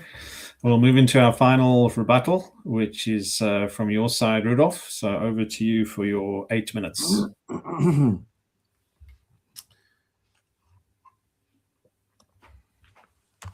Well, guys, thank you so much. Again, like I said, this conversation is something we can learn from and something we can definitely take to heart. Let us just look quickly at the types of stylistic writing, because I think this is also going to be very interesting to look at that, because we need to be very, very, I almost want to say careful when we identify what scholars identify as first century historiographic techniques. And the reason for that is simply we cannot impose a Harvard-style selection of ideas in writing these biographies and impose it upon the first century historiography and the techniques that were utilized. So let me just give you some of these types of stylistic writings. For instance, telescoping, which is compressing. This is probably one of the most common techniques where the author shortens a narrative to focus specifically on a point that was given, right? We, for instance, heard the example of the cursing of the fig tree in Mark chapter 11. I think it's from verse 12 to 20. And then in Matthew's gospel, it was also mentioned in chapter 21 that, we see that there's a definite, the roots, Matthew said, with it from that very moment where Mark maybe adjusted that this happened a little bit later. Greg Blomberg notes that ancient biography, especially when they look at certain narratives, especially like this, when they actually write it and when they actually look at it, what we can see is that there's a prioritization of what is known as the theological impact of the event. So Matthew isn't fixing a mistake. He's simply streamlining the point because of what is given, for instance, in Jeremiah, the prophet Jeremiah, to show that God is cutting off Israel. So there's other things at play. And it's not just the story that is given to show its theological impact, but it's showing that he's not using a comparison which is directly related to the very details of Mark. He's rather making statements to serve the exact theological point that he is trying to make in that context. So that is very, very important. Here's another one that we can look at, thematic redaction, where authors reword sayings, for instance, to fit their own specific audience vocabulary. Now, this is something that happens very often in the first century, right? For instance, when we've heard this again in, for instance, Mark's gospel, the rich young rulers, in his account, where Jesus asked, "Why do you call me good?" The accusation was given that in Matthew 19, 17, the words is then given, "Why ask me about what is good?" And therefore there's this discrepancy. Mark Goodacre, because he was mentioned as well, and by the way, you wrote an excellent book recently on Matthew and John, which is very good to read as well. But he shows that this is simply known as editorial fatigue, or what we would call a stylistic preference for clarity. So it does not, here's the thing, guys, it does not change the core historical encounter of the event. It adapts the actual dialogue for a specific purpose. And so this is often used in especially first century documents. It's not just in the Gospels. It is everywhere. And Timothy Paul Jones speaks, and he mentions linguistic updates, where, for instance, the standard for the authors in their writing is to impact a specific motif in emphasizing a historical truth. So I think these techniques should not be minimalized, and we should not impose modern ideas upon the text, and we should not misunderstand, for instance, these techniques, because once we do so, we will definitely just create a confusion. Here's the other one. Here's another one. And this is sometimes known, for instance, as the anonymity of evolution fallacy, where we, for instance, say, when we speak about the topic of Christology, we heard it says that, yes, Matthew and Luke is basically improving upon Mark, so there's a high Christology. But here again, guys, the Bible is not a singular book nor four books, and I don't want to go outside of the synoptics. But again, like I said, the earliest writings already show a high Christology. We cannot say that there's an invention in Mark's Gospel, which is probably written after the Pauline corpus. And for instance, when we look at Philippians chapter 2, 6-11, we cannot not speak about that. So we need to understand that there's an overall context, and any scripture without context should be seen as pretext. So all of these things again play in upon why and how we read the text. Here's another one, what is known as the contradictory fallacy, especially when it comes to the early reading of the text. Shabir points out that the God at the tomb in Matthew could have been a late embellishment to fix, for instance, the weakness of Mark. I'm just summing it up. Don't want to put words in his mouth. Watch the debate. But this is misunderstanding what is known as source selection. Okay, this is what they would do. They would select certain sources. For instance, Matthew isn't inventing a God. He's simply including a historical traditional that is relevant to the Jewish audience to, for instance, answer what was known in the known day about the stolen day or the stolen body polemic that circulated in Jerusalem, right? And scholar John Rust, for instance, says that the independence of the sources in actual fact allows for the different historical details to be preserved in these communities, because every single author in the gospel is trying to speak to an immediate community. So there's not a contradiction of the facts. There's simply an understanding of the sources that are selected to specifically refute or enlighten a specific polemic that is circulating. So again, here's the question in my last minute. Why are these literary devices important? Well, they are important because when we read these texts, and we do not read it with a skeptical lens, but we try to say, listen, there might be different elements that might be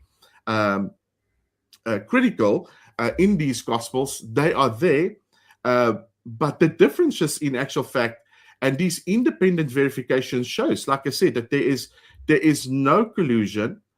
I would say that there is minor disagreements, and there's stylistic variations.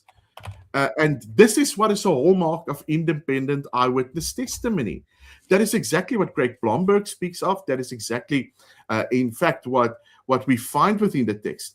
But the historical core of these writings and the core historical facts, the fact that Jesus died on a cross, is probably one of the most well-attested events in history. Even Gerd Ludemann speaks quite clearly, and then he uses, Gerd Ludemann speaks, for instance, of 1 Corinthians 15, and he says, here in this passage, it shows quite clearly the ascension of Christ, that he came down with a specific motive to die on a cross, and he says this saying is quoted by Paul, and it falls within 2 to 3 years of the actual church and the history. So ancient standards, again, like I said, we should maintain when we're reading these documents for the sake of the documents themselves. And I'll leave it at that. Thanks, Rudolph. We're going to move now into a time of cross-examination. And so we'll begin with the Muslim side asking the Christian side questions for 15 minutes. So I'm going to hand over to Dr. Shabir and Yusuf to decide on how best to structure that time in terms of asking questions. Go ahead, Yusuf. You can start. Okay. All right. Thanks. Samuel, just before we had this break, the question I wanted to ask: do you accept the principle that if you look at Exodus chapter 23, verse 20 to 21, generally most Jewish commentators basically understand that God is going to send an angel to guard the Israelites on their way and bring them into the promised land? And amongst the traditional Jewish commentators, it's not been interpreted as a coming of the Lord in the sense of a physical appearance of a Messiah. Do you actually accept that's generally been the Jewish consensus? Yeah. Well, I am not. Thank you for the question. I'm not familiar with all Jewish commentaries on Exodus 20, whichever verse it was. Sorry. But yeah, so that's the angel of the Lord coming on the way. And as far as I know, I accept that what you've said is correct. I just don't accept that that's what's being quoted in Mark chapter 1. Yeah, so that's going to take me to this. You see, Mark mentions at the commencement that basically what he's taking is he's taking from Isaiah, but in actual fact, according to you and according to a lot of footnotes, it's Malachi chapter 3, verse 1. My point was that Mark was actually quoting from Exodus chapter 23, verse 20, and not Malachi chapter 3, verse 1, because Mark was obviously using the Greek Septuagint. So my question is, why do you reject that premise? Well, I reject the premise because, first of all, it is a quote from Isaiah 40. Isaiah 40 and Malachi 3 both have the idea of the Lord is coming and there is someone who's going to announce his coming. And so both Isaiah have this and Malachi have it. He only attributes it to Isaiah the prophet, but he's just gathered similar prophecies together and just said the first one. I accept that, but I don't want to take too much of time. What you have here is a kind of a sandwiching technique where you've got a combination of Old Testament text. Now, the point I'm making is that the first half of the citation, which is cited as verse 2, most people assume that is in fact in reference to Malachi chapter 3, verse 1. I'm going to send an angel in front of you. But that in actual fact is a direct taking from Exodus chapter 23, verse 20, and not from Malachi. You said it comes from Malachi. It actually comes from Exodus chapter 23, verse 20.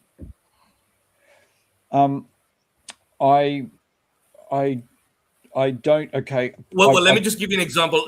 Dave, can you just put up the screen? Dave, can you share my screen here? Can you just share the screen, Dave? I've given something for you to share.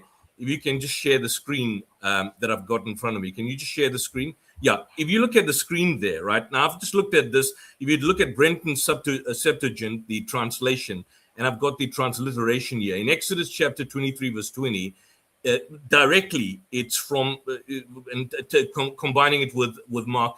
It's idu ego apostolo ton angelon mopu prosopu, meaning I will send my messenger before your face. In Mark chapter 1, verse 2, it's again idu ego apostolo ton angelon mo pro prosopu so, meaning I will send my angel before your face. That's Malachi. Malachi doesn't have that as all. So Mark is actually taking directly from Exodus chapter 23, verse 20, and he's not quoting from Malachi and then wrongly attributing it to Isaiah. And the point I'm making is that Exodus chapter 23, verse 20 was not in any way a kind of a reference to this messianic figure, or some sort of divine representation. Most of the Jews basically identified just simply as an angel, and not in any way. Can I hop in here? But my point I'm saying is that why is there a misrepresentation here? Because it's not from Malachi. It's directly from that portion's from Exodus. Can you please? I've got two things. So, first of all, I'd like to see the Greek for Malachi. So that'd be interesting to see what that says. Yeah. Because without comparing it to Malachi, I can't say. But secondly, even if I take your view, when you keep reading in Mark, it's saying that the messenger is John the Baptist, and the one that is coming before his face is the Lord. So even if we take it as a quote from Exodus, it's still positioning Jesus as the Lord and the one who comes before him as John. So it confirms the Christian position either way. But you've raised an important point, but I'd like to look at Malachi as well. Yeah, well, the point I'm saying is that what the Markan gospel is effectively presenting, if you look at it from that perspective, that's from Exodus, the Markan gospel is basically then saying that this is a kind of a new Exodus involving both John the Baptist as a messenger and Jesus as a kind of a new Moses that's basically arriving on the scene. Because had Mark intended to communicate the idea, which I think both you and Rudolph was making, that, that kind of kyrios, or the Lord in verse 3, somehow or the other God, he could have done it by kind of leaving the language of the Septuagint intact. But you've got your kind of a deliberate alteration, and you've got a kind of a triple combining of texts. And where people even assume that it's in reference to Malachi, that actual portion of the verse which is in reference to Malachi is not in it's not a duplication of Malachi. Rather, it's a duplication exactly of what is found in Exodus chapter 23, verse 20. There's a similarity to Malachi, but it's actually different. So I'm saying that Mark is appropriating what is found in the book of Exodus, and he's making another point, which is that this is now a new messenger, and John the Baptist, and he's heralding a kind of a new Moses on the scene. So to assume, based on that this is a kind of a high Christology is basically erroneous, because in Exodus, Yahweh is speaking about Israel during the Exodus, and he would send the angel before them on their journey. And Mark appropriates his words, applies them to Jesus, but then he says he takes it from Isaiah. So it's quite clear that there's some form of confusion here on the right of Mark. Okay, hang on. So, well, I'm meant to be answering the questions, and you need to let me answer. All right. It most certainly is a quote from Isaiah as well. There's no doubt about that. The voice of one calling in the desert, prepare the way for the Lord, make a straight path for him. That is Isaiah 40. That's just what it is. Now, I take your point, and that was very interesting. So I've learned something here today with the quote from Exodus. I think it was 24, you said. But as I said, Exodus 23:20, yeah.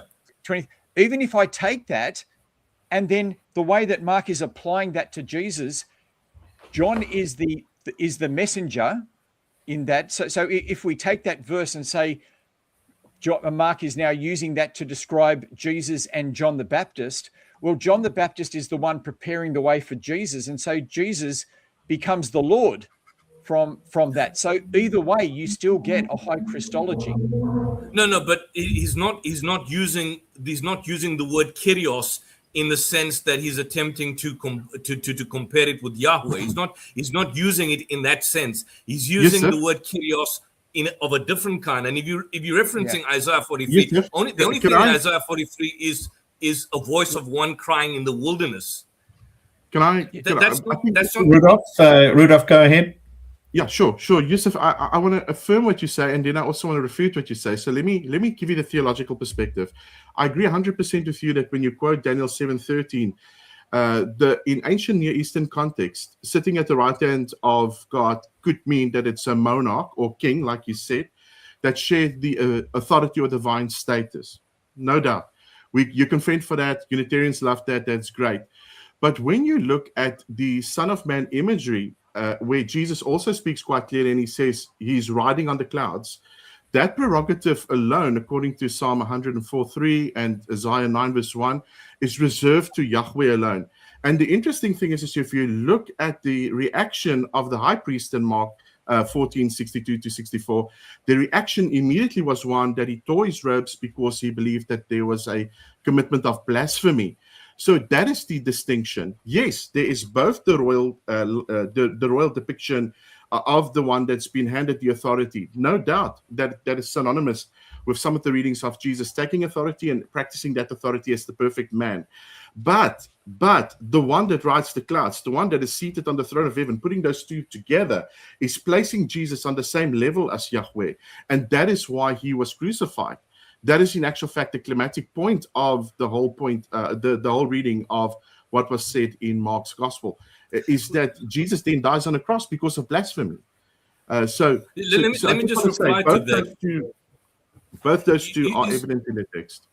Yeah, let me just reply to the aspect of Daniel coming with the clouds of heaven, right? It no more signifies divinity than it did in the original context, because if you look at the context of Daniel 7:13, the Son of Man comes to the cloud. He just doesn't simply come on the clouds, but he's presented to God. So Jesus is not saying he is a divine judge. He's claiming vindication. But if he is God, how can God be presented to God? Here the Son of Man is being presented to God. The other point which you reference about, I think it's Mark 14:55, where I think the priest basically asks the question. He says, "Are you the Messiah, the Son of the Blessed?" Are you? In form, the priest's question basically, Peter's words are a statement of belief, but the high priest's statement where he says, "Are you the Messiah, the Son of the Blessed?" is a statement of unbelief. It basically also reveals that as far as the high priest was concerned, to be the whole Christos, the Messiah, was to be the Son of the Blessed One, the Hohios to Egelotu. It's simply that. It's a Son of God. Now, given what we know about Yusuf, do you have a question there? Because obviously you're asking. Okay, here's a question. Most of the early scholars, if you're saying that it's in reference to the high divinity of Christ, most of the early scholars, like E.P. Sanders, argue that the Son of God is a high designation, but you can't go beyond that. So how do you come to the conclusion that this designation, which is used in a very human sense, in a messianic sense, could somehow or the other be connected to him being divine in the absolute sense? That would be my question. Yeah, I Shabir, think, if you want to take over? Yeah. Sure. If I can answer quickly, I think most skeptics argue that when, especially in Mark's gospel, it's not Son of God. The title that is used is Son of Man, right? And they believe it's a circumlocution for a man like me or this man. That is what skeptics would say. But the difficulty with that, though, is that these are categories given that is not universally accepted by the gospel writers when they draw upon, for instance, the Old Testament text. So when they draw, for instance, from the story that is given in Daniel's vision, so we see that this vision is given from the one that's coming from the clouds of heaven. They are deriving what they are writing about to show quite clearly that, like I said, from the Old Testament text, the understanding of the Old Testament text is showing that, yes, he is that viceroyal servant that is obviously predicted and depicted in this gospel. But there is something more to him. And that is something I think that Mark is trying to show right throughout his gospel. And that is exactly what I said in just here in my presentation. Mark chapter 2. Mark is showing slightly Jesus forgives sins. Mark 4, he calms the storms. Mark 6. And by the way, that calming of the storm echoes Psalms 107. So Mark is using the Old Testament. Mark chapter 6, where he walks on the water, prefigures another theophanic echo in Job chapter 9:8. Mark 14, ego eimi statements. Mark 15, the centurion then renounces or announces in Mark 15:39. And like I said, this is sort of a bookend to the Gospel of Mark. Truly, this man was the Son of God, which we something, especially from a Greek mindset and a Roman mindset, something blasphemous, which means totally different. Mark is recording something that is showing us that there is this immediate fulfillment of Isaiah 40 and Malachi chapter 3.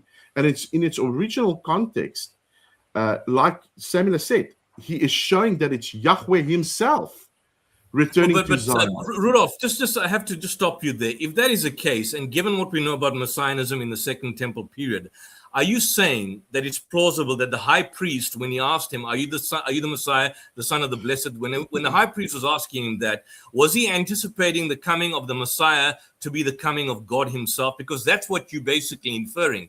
If that is the argument, then you are saying that the high priest is asking him, "Are you the Messiah, the Son of the Blessed One?" He's asking him, "Are you the Messiah? Are you God Almighty?"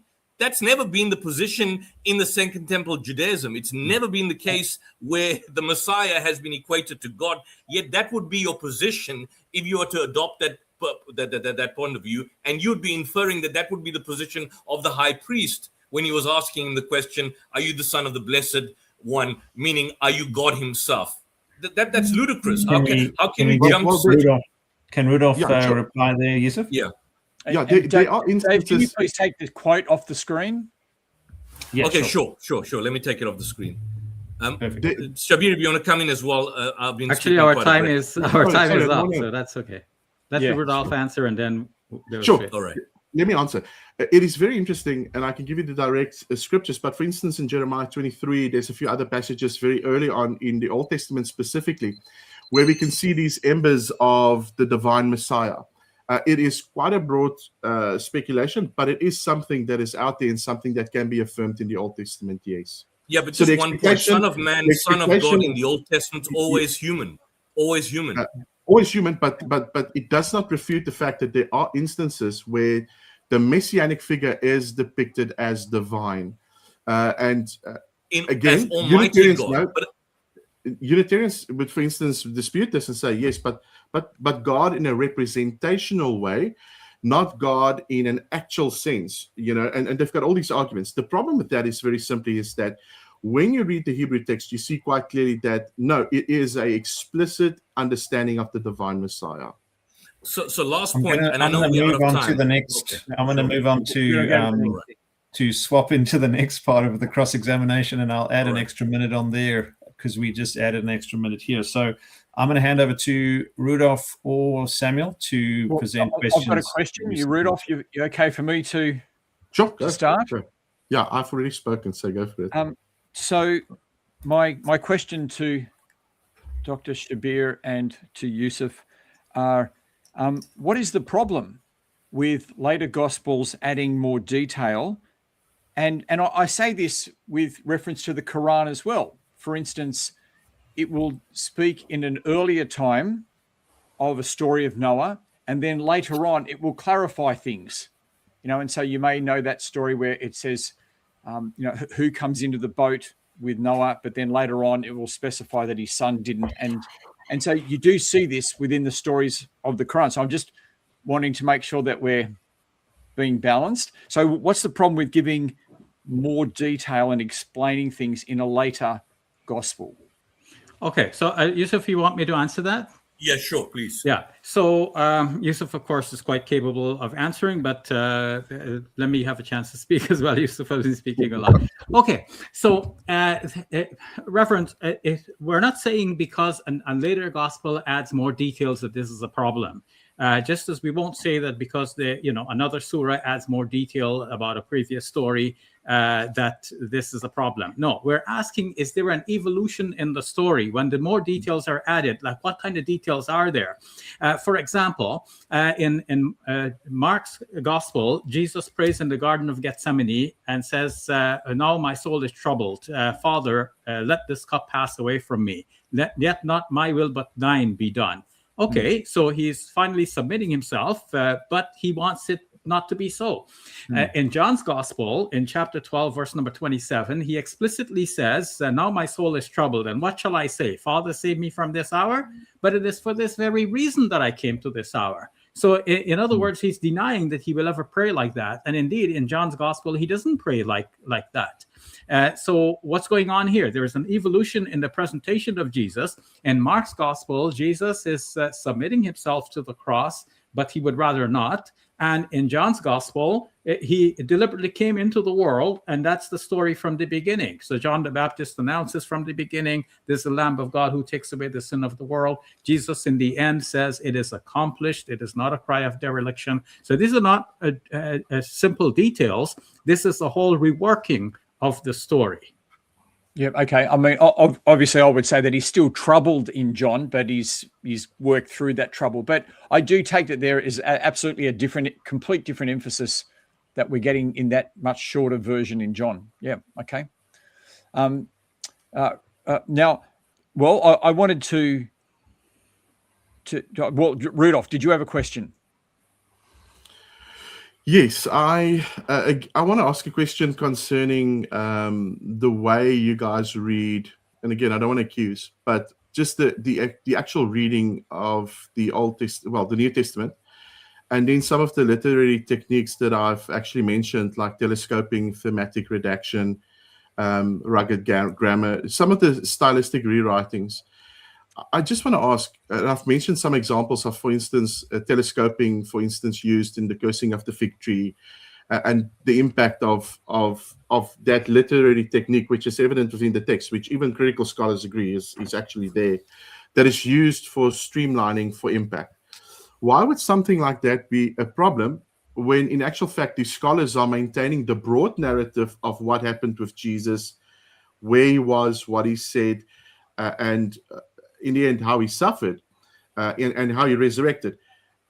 How would you dismiss the overall narrative if it's simply the broad narrative that is in check, but these stylistic differences exist? Where does the skepticism come from?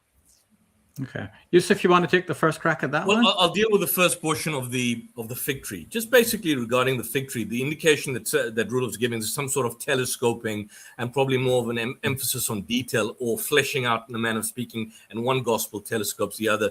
Well, just to show that is not necessarily the case. It could be the case, but not always. Mark 11:12-14, Jesus was hungry. He goes to a fig tree, if he could find anything. When he comes to it, he finds nothing but leaves. It was not the season of figs. And then he curses it. He says, no one eats fruit. And then the next morning it dies. But the same episode in Matthew, he's hungry. He sees a fig tree. He goes to it. He finds nothing but leaves. And he says, no fruit may come from you. And the tree dies immediately. Now here's the point. If it was telescoping, there wouldn't be three major differences between two episodes. Because in Mark says that Jesus goes to the tree and he goes to see whether perhaps he could find anything on it. Matthew does not mention the reason for Jesus going to the tree. So hence the fact that Jesus was disappointed is not as clear in Matthew as it is in Mark. Matthew, on the other hand, does not mention that it was not the season of figs. Mark mentions that Jesus found nothing but leaves, for it was not the season of figs. So from Mark's gospel, the impression is clear that there was no problem with the tree. The problem was that it was not the season of figs. The episode in Mark, it highlights his limited knowledge. And it's easy to see that Matthew modifies this narrative to avoid the implication about Jesus' limited knowledge. It's difficult to see why Mark would take Matthew's account and so change it as to make it appear that Jesus made such a mistake and then curse the fig tree as a result of his own frustration. And of course, the last major difference is that in Mark's account, the tree was discovered withered the next day. But in Matthew, the power is that he makes it cursed, it withers immediately. So it's again clear to see that Matthew, number one, he magnifies the power of Jesus. And there's no reason for thinking that Mark want to minimize the power of Jesus. And the other point is that the ignorance which is found in Mark's gospel is no longer found in Matthew's gospel. So that goes simply beyond the aspect of simply telescoping. Shabir, you want to just wrap that up? No, I think we don't need to belabor the point. I think Yusuf said it succinctly. I agree with what Yusuf said. Okay. I've got another question. So if we're looking at the story developing and being embellished, then one of the ways that critical scholars will say this happens is with the virgin birth accounts in Matthew and Luke, that Mark doesn't have them. Matthew and Luke do have them, and that this is an embellishing of the story. What would you say then for the Quran taking over that account? And I assume you'd want to say authenticating those that embellishment in inverted commas. Yeah, so I can say two things about that. First, if we take the virginal conception as a necessary Muslim belief, then a Muslim might reply that while we are looking at these trends as a whole, and we are going with the scholarship that shows that there is this development over time, not every instance of such a demonstration of development is necessarily true. It might appear to scholars outside of the Islamic faith, if they didn't have the Islamic faith as a background, they're looking at this as one of the instances of development.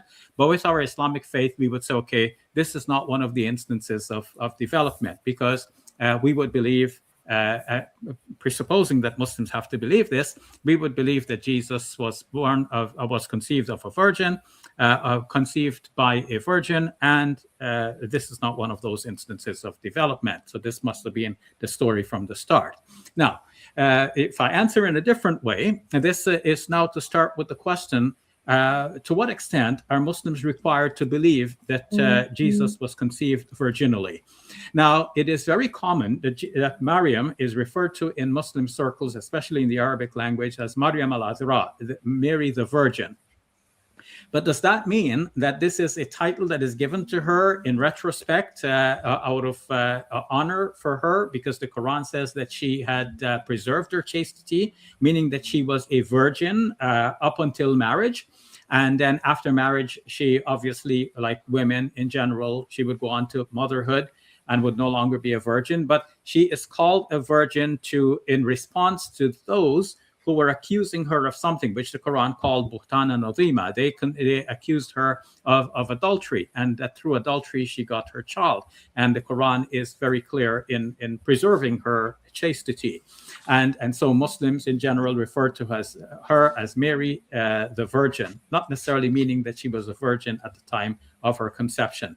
Now, in the Quran, the story that is told about Mary in the 3rd chapter and also in the 19th chapter seems to mirror much of what is there in the Gospel according to Luke. However, when one reads the story in the Quran very carefully, one does not find that there is any emphasis on Jesus being conceived virginally.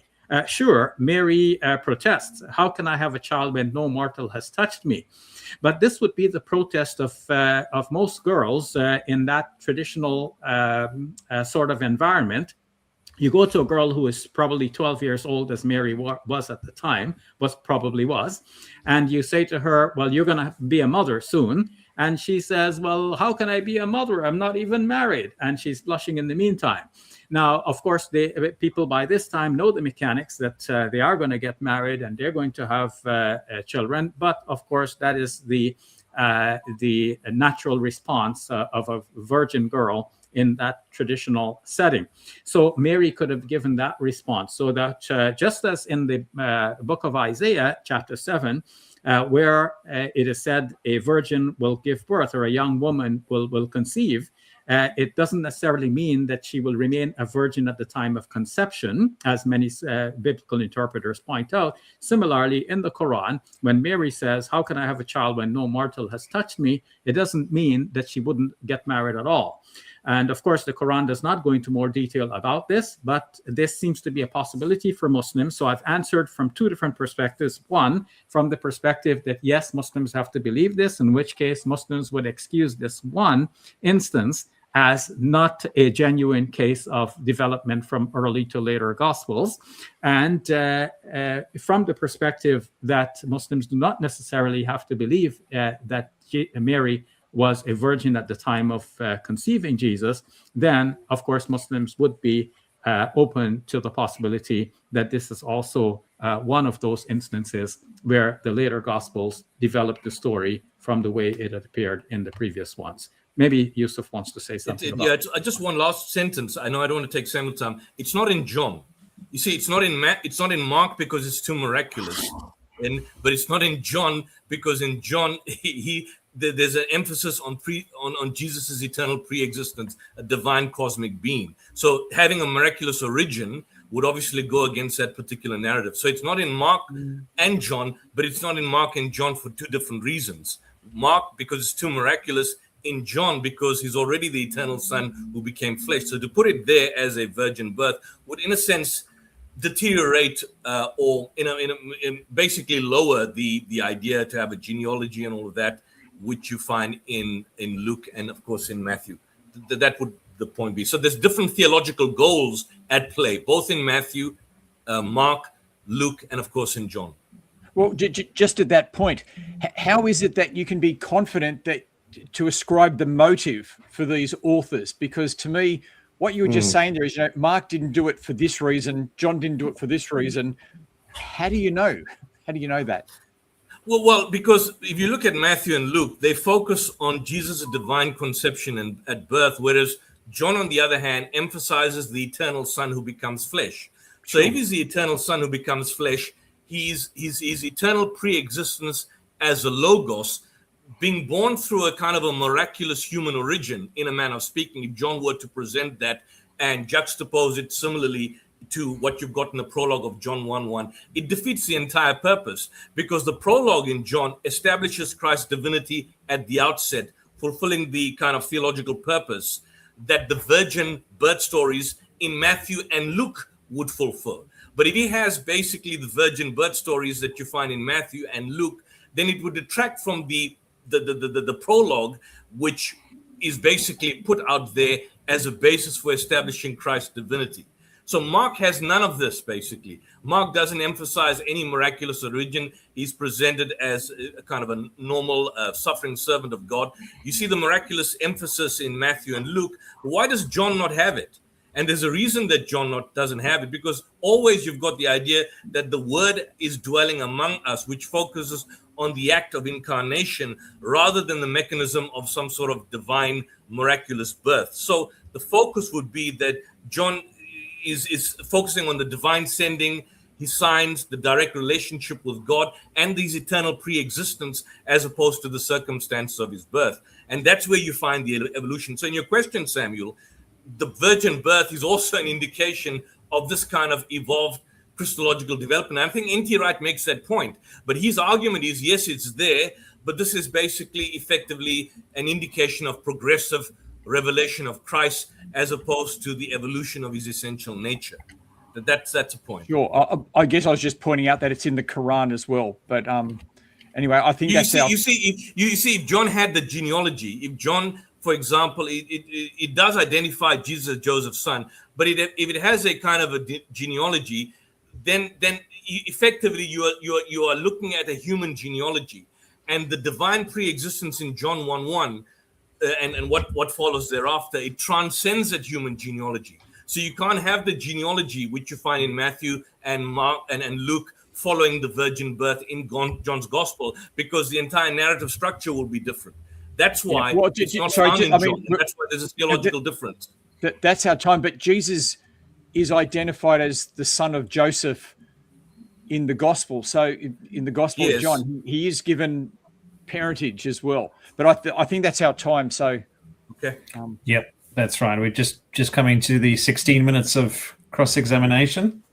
So we'll move into we're going to move into closing statements. And just a reminder of the order again. So Rudolph will go first, then Yusuf, then Samuel, and then Shabir, 4 minutes each. So Rudolph, I'm going to hand over to you to kick us off with the closing arguments. You said 4 minutes. I said 5. 4 minutes. Yes. 4. Gee, okay. God, this is going to be tough. Well, ladies and gentlemen, I would say that the fundamental flaw in today's presentation, and to people that usually are critical about what we see today on the topic, is a form of chronological snobbery. We see sometimes that there is the insistence that we need to take 21st century Western standards and take that and impose them upon first century ancient biography. But when we judge the Synoptic Gospels by the actual historical and literary standards of their own time, we can see that the skepticism we've heard today completely collapses. Now, let me show you why this is true, and let me give you a few reasons for that. First of all, when it looks at the Christology, this is the central question of Yusuf's argument. Yusuf claimed that the story of Jesus, it looks like it evolved from a mere human mark to the divine figure that we find in the later texts. But this is historically impossible, because the highest Christology we have, the declaration that Jesus is equal of God, is found in a text that predates Mark's, which is found in Philippians chapter 2, that was written by Paul before any of the Gospels were even penned. So you cannot evolve something into something else when it's already established from the very beginning of this very movement. Furthermore, Mark's Jesus is not a low Christology. I've showed that when Jesus claims to be the Son of Man coming with the clouds of heaven, he's invoking, yes, Daniel 7, which shows that royal king that would come to take his throne, but also the very Yahweh himself that would take his place amongst the nation of Israel. So he is sharing, and he's claiming to share the very throne of authority of Yahweh, and he shows quite clearly that he is taking that role of Yahweh himself, where the high priest instantly tore his robes and called out for blasphemy. Second, the point was made that there's a difference in the text, like the timing of the withering fig tree, or the centurion that came to Jesus directly, or sent elders, and there was the words used that there was a contradiction. But I've shown that scholarship shown us that this is a category misunderstanding of ancient historiography. What they call errors, actual historians actually call telescoping, thematic redaction, stylistic rewriting, etc., etc. So Matthew condescends and condenses Mark's stories, for instance, to highlight a theological climatic point. And so we can expect that for all of the other gospels. But when we look at these gospels, again, like I said, the broad narrative does not overthrow the very central narrative, which is independent and it's authentic and it's deduced from eyewitness testimony. And this is very important for us to understand. And third, the last point, they argue, for instance, that Matthew invented details like the guards at the tomb, and then other authors are trying to fix the holes in Mark's narrative, etc., etc. But it ignores the historical context, and we can see quite clearly that the Matthew writes with a specific point in mind to show that the rumors were false, that the Jewish Sanhedrin was in actual fact spreading. So this is just simply known as the legendary embellishment fallacy. And we know that when we read ancient biographies, we can see and expect quite clearly that the historical traditions are not just trying to airbrush the story, they are trying to show exactly what the historical motive was at the very time. So let me also then just say lastly, in my last 17 seconds, if the early church was orchestrating a massive pious fraud to evolve Jesus into a god and fix the historical discrepancies, why don't I leave us with 4 different gospels that still disagree? That is simply not the case. They did not simply smooth out or perfect the narrative. They deliberately chose to preserve 4 distinct voices. And they were unharmonized. They were messy. But they were showing the complexity and the differences, but the story of Jesus being perfectly intact. And that is the core reality of the stories that we need to look at. And I'll leave you with that. I think that's 4 minutes. Dave? Thanks, Rudolph. Yep, Or do I have perfect. a minute left? No, you've done your 4. Okay, awesome. I would give you a minute, Rudolph. Thanks, Joseph. Yusuf, I'll let you move into your 4 minutes of closing argument.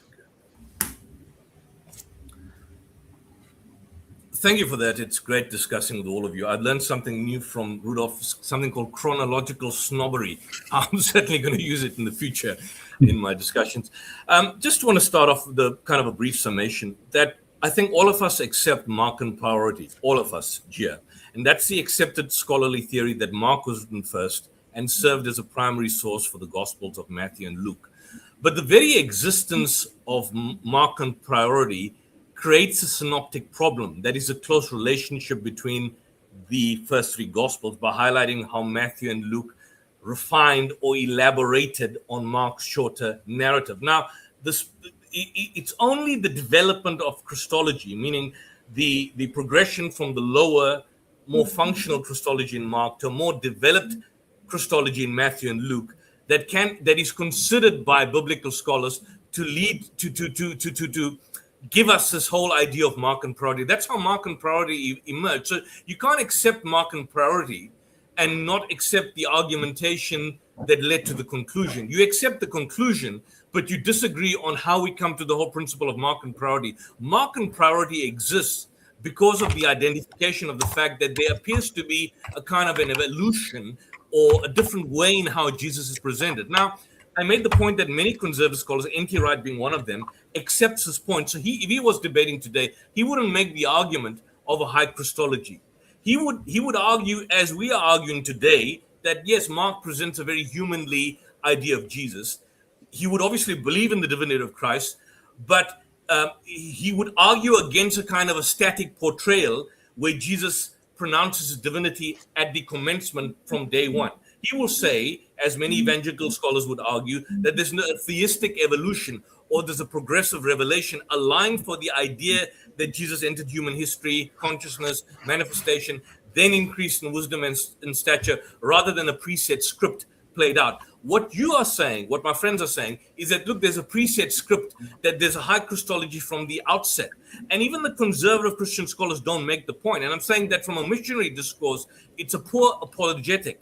If you were to adopt the position by conservative scholars like N.T. Wright, and I think even to an extent Richard Barkham, they would make the very point that there's theistic evolution, progressive revelation, but this in no way indicates that Mark has or starts off with a high Christology.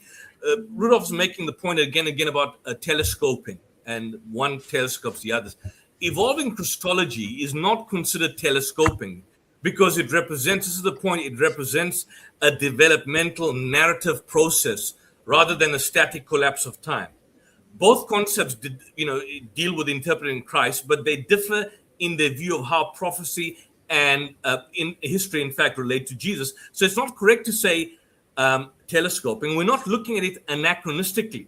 Modern evolving approaches, such as Tom Wright, they focus on the narrative continuity of the entire biblical story, and they argue that it's building towards a climax rather than collapsing the past, present, and future into one whole immediate vision. And that's what you're saying. You accept the conclusion of Markan priority, but despite accepting that, you reject the argument which leads you to the belief in Markan priority, and then you collapse the past, present, and the future into one entire vision by making the point that, look, high Christology was in Mark, and if we are arguing otherwise, there's a conspiracy. No, we're not even saying that there's a conspiracy. There's no conspiracy. This is how stories and ideas develop. So arguing that Matthew and Luke frequently modified Markan material to present a more exalted view of Jesus is not telescoping, but is actually seen as evolving the passage. The I am sayings, in the beginning was the word, and the word was with God. All of that. All this basically points to an evolution. I think the argument made at the end of the day is far more valid. I would appreciate if both my friends accept the conservative position, because at least they would argue they would agree with us, but they would differ in terms of what that would represent. They would say that's progressive revelation as opposed to a development of evolving Christology. I think that's a far more honest approach to adopt, and I'll leave it at that. Thank you. Thanks, Yusuf. I'm going to move on to Samuel for your 4 minutes. Over to you. Over here. So thank you, Yusuf and Shabir, for today. And I just want to start off by saying it's a pleasure to do this, and I've learned something. So Yusuf, your reference to Exodus 23 is something I'm going to have to follow up. So that's excellent. My concluding statements. First of all, I want to say with Markan priority and the discussion we've had, Markan priority and the synoptic problem or question to be solved is actually a good thing. It's not a negative problem. It's a good thing because we have Matthew, Mark, Luke, and John, we can bring them together and learn something of their history by comparing them to each other. As I said, one of the worst things that could have happened is if the Christians burnt Mark, Luke, and John and just kept Matthew. If that had happened, we couldn't take that step back and analyze the original sources. And so the fact that we're able to have this question, this discussion, is actually a really good thing and something that Christians should embrace. Now, I disagree with Yusuf saying that Markan priority automatically leads to development, and it came about from development. No, it didn't come about from any supposed development that happens. It came about from source criticism, from comparing the four together and just saying, look, we can identify sources. Interpreting those sources then becomes a different thing. But Markan priority is not based on any development. It's based on comparing these different texts and being able to identify their sources, and so being able to make a chronology between them. So I just disagree there. Now, my points were in my presentation that when we want to compare the Gospels, yes, you can compare the Gospels and say Matthew and Luke have have changed Mark, and this shows some development. But I also gave the example of where the development sometimes goes the other way, where in Mark it says he's blaspheming, only God can do this, whereas Matthew doesn't have that. And so I want to say, if you wanted to, you could do this exercise and try to get sources and try to get examples that go the other way, but they seem to go both ways on some occasions.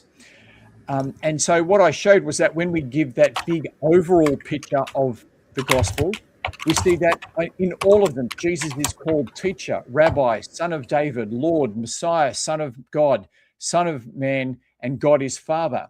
We saw that all of them talk about Jesus in terms of Isaiah 40 and possibly Malachi 3 or Exodus 23. In all of them, he's the heavenly son of of Psalm 110. John speaks of him in pre-existent terms. And in all of them, he doesn't know the hour. He's given the virgin birth in Matthew and Luke, but in all of them, he does signs. He's crucified, dies, and is raised up again, and is spoken about at the final supper in terms of his death being a sacrifice for sin. So there is huge, overwhelming agreement. And I would say that the differences we see are deliberate complements, as John points out, that he is complementing the synoptics. These are complements, and they don't change the major themes or the major events of what happens. And as I brought up, the Quran too has its own complementary way in which it will tell a story earlier in Muhammad's career, and then later on will retell it, giving more detail and explaining things. So I can't see how a Muslim can see that as a problem for the apostolic prophets of Jesus to be giving complementary information in this way, particularly when we look at things like the virgin birth, which would be seen by academic scholars as an embellishment or a bringing up, an increasing of the story. But in terms of the Quran, it's accepted. So it accepts that extra work of the apostles. And so I just want to finish up by saying thank you again. I think that the Gospels stand, and there is this one unified testimony to Jesus. Thank you. Thank you, Samuel.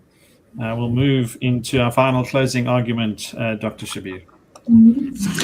Okay, gentlemen, I'm so glad we've done this tonight, and I thank you again for including me in this fascinating discussion.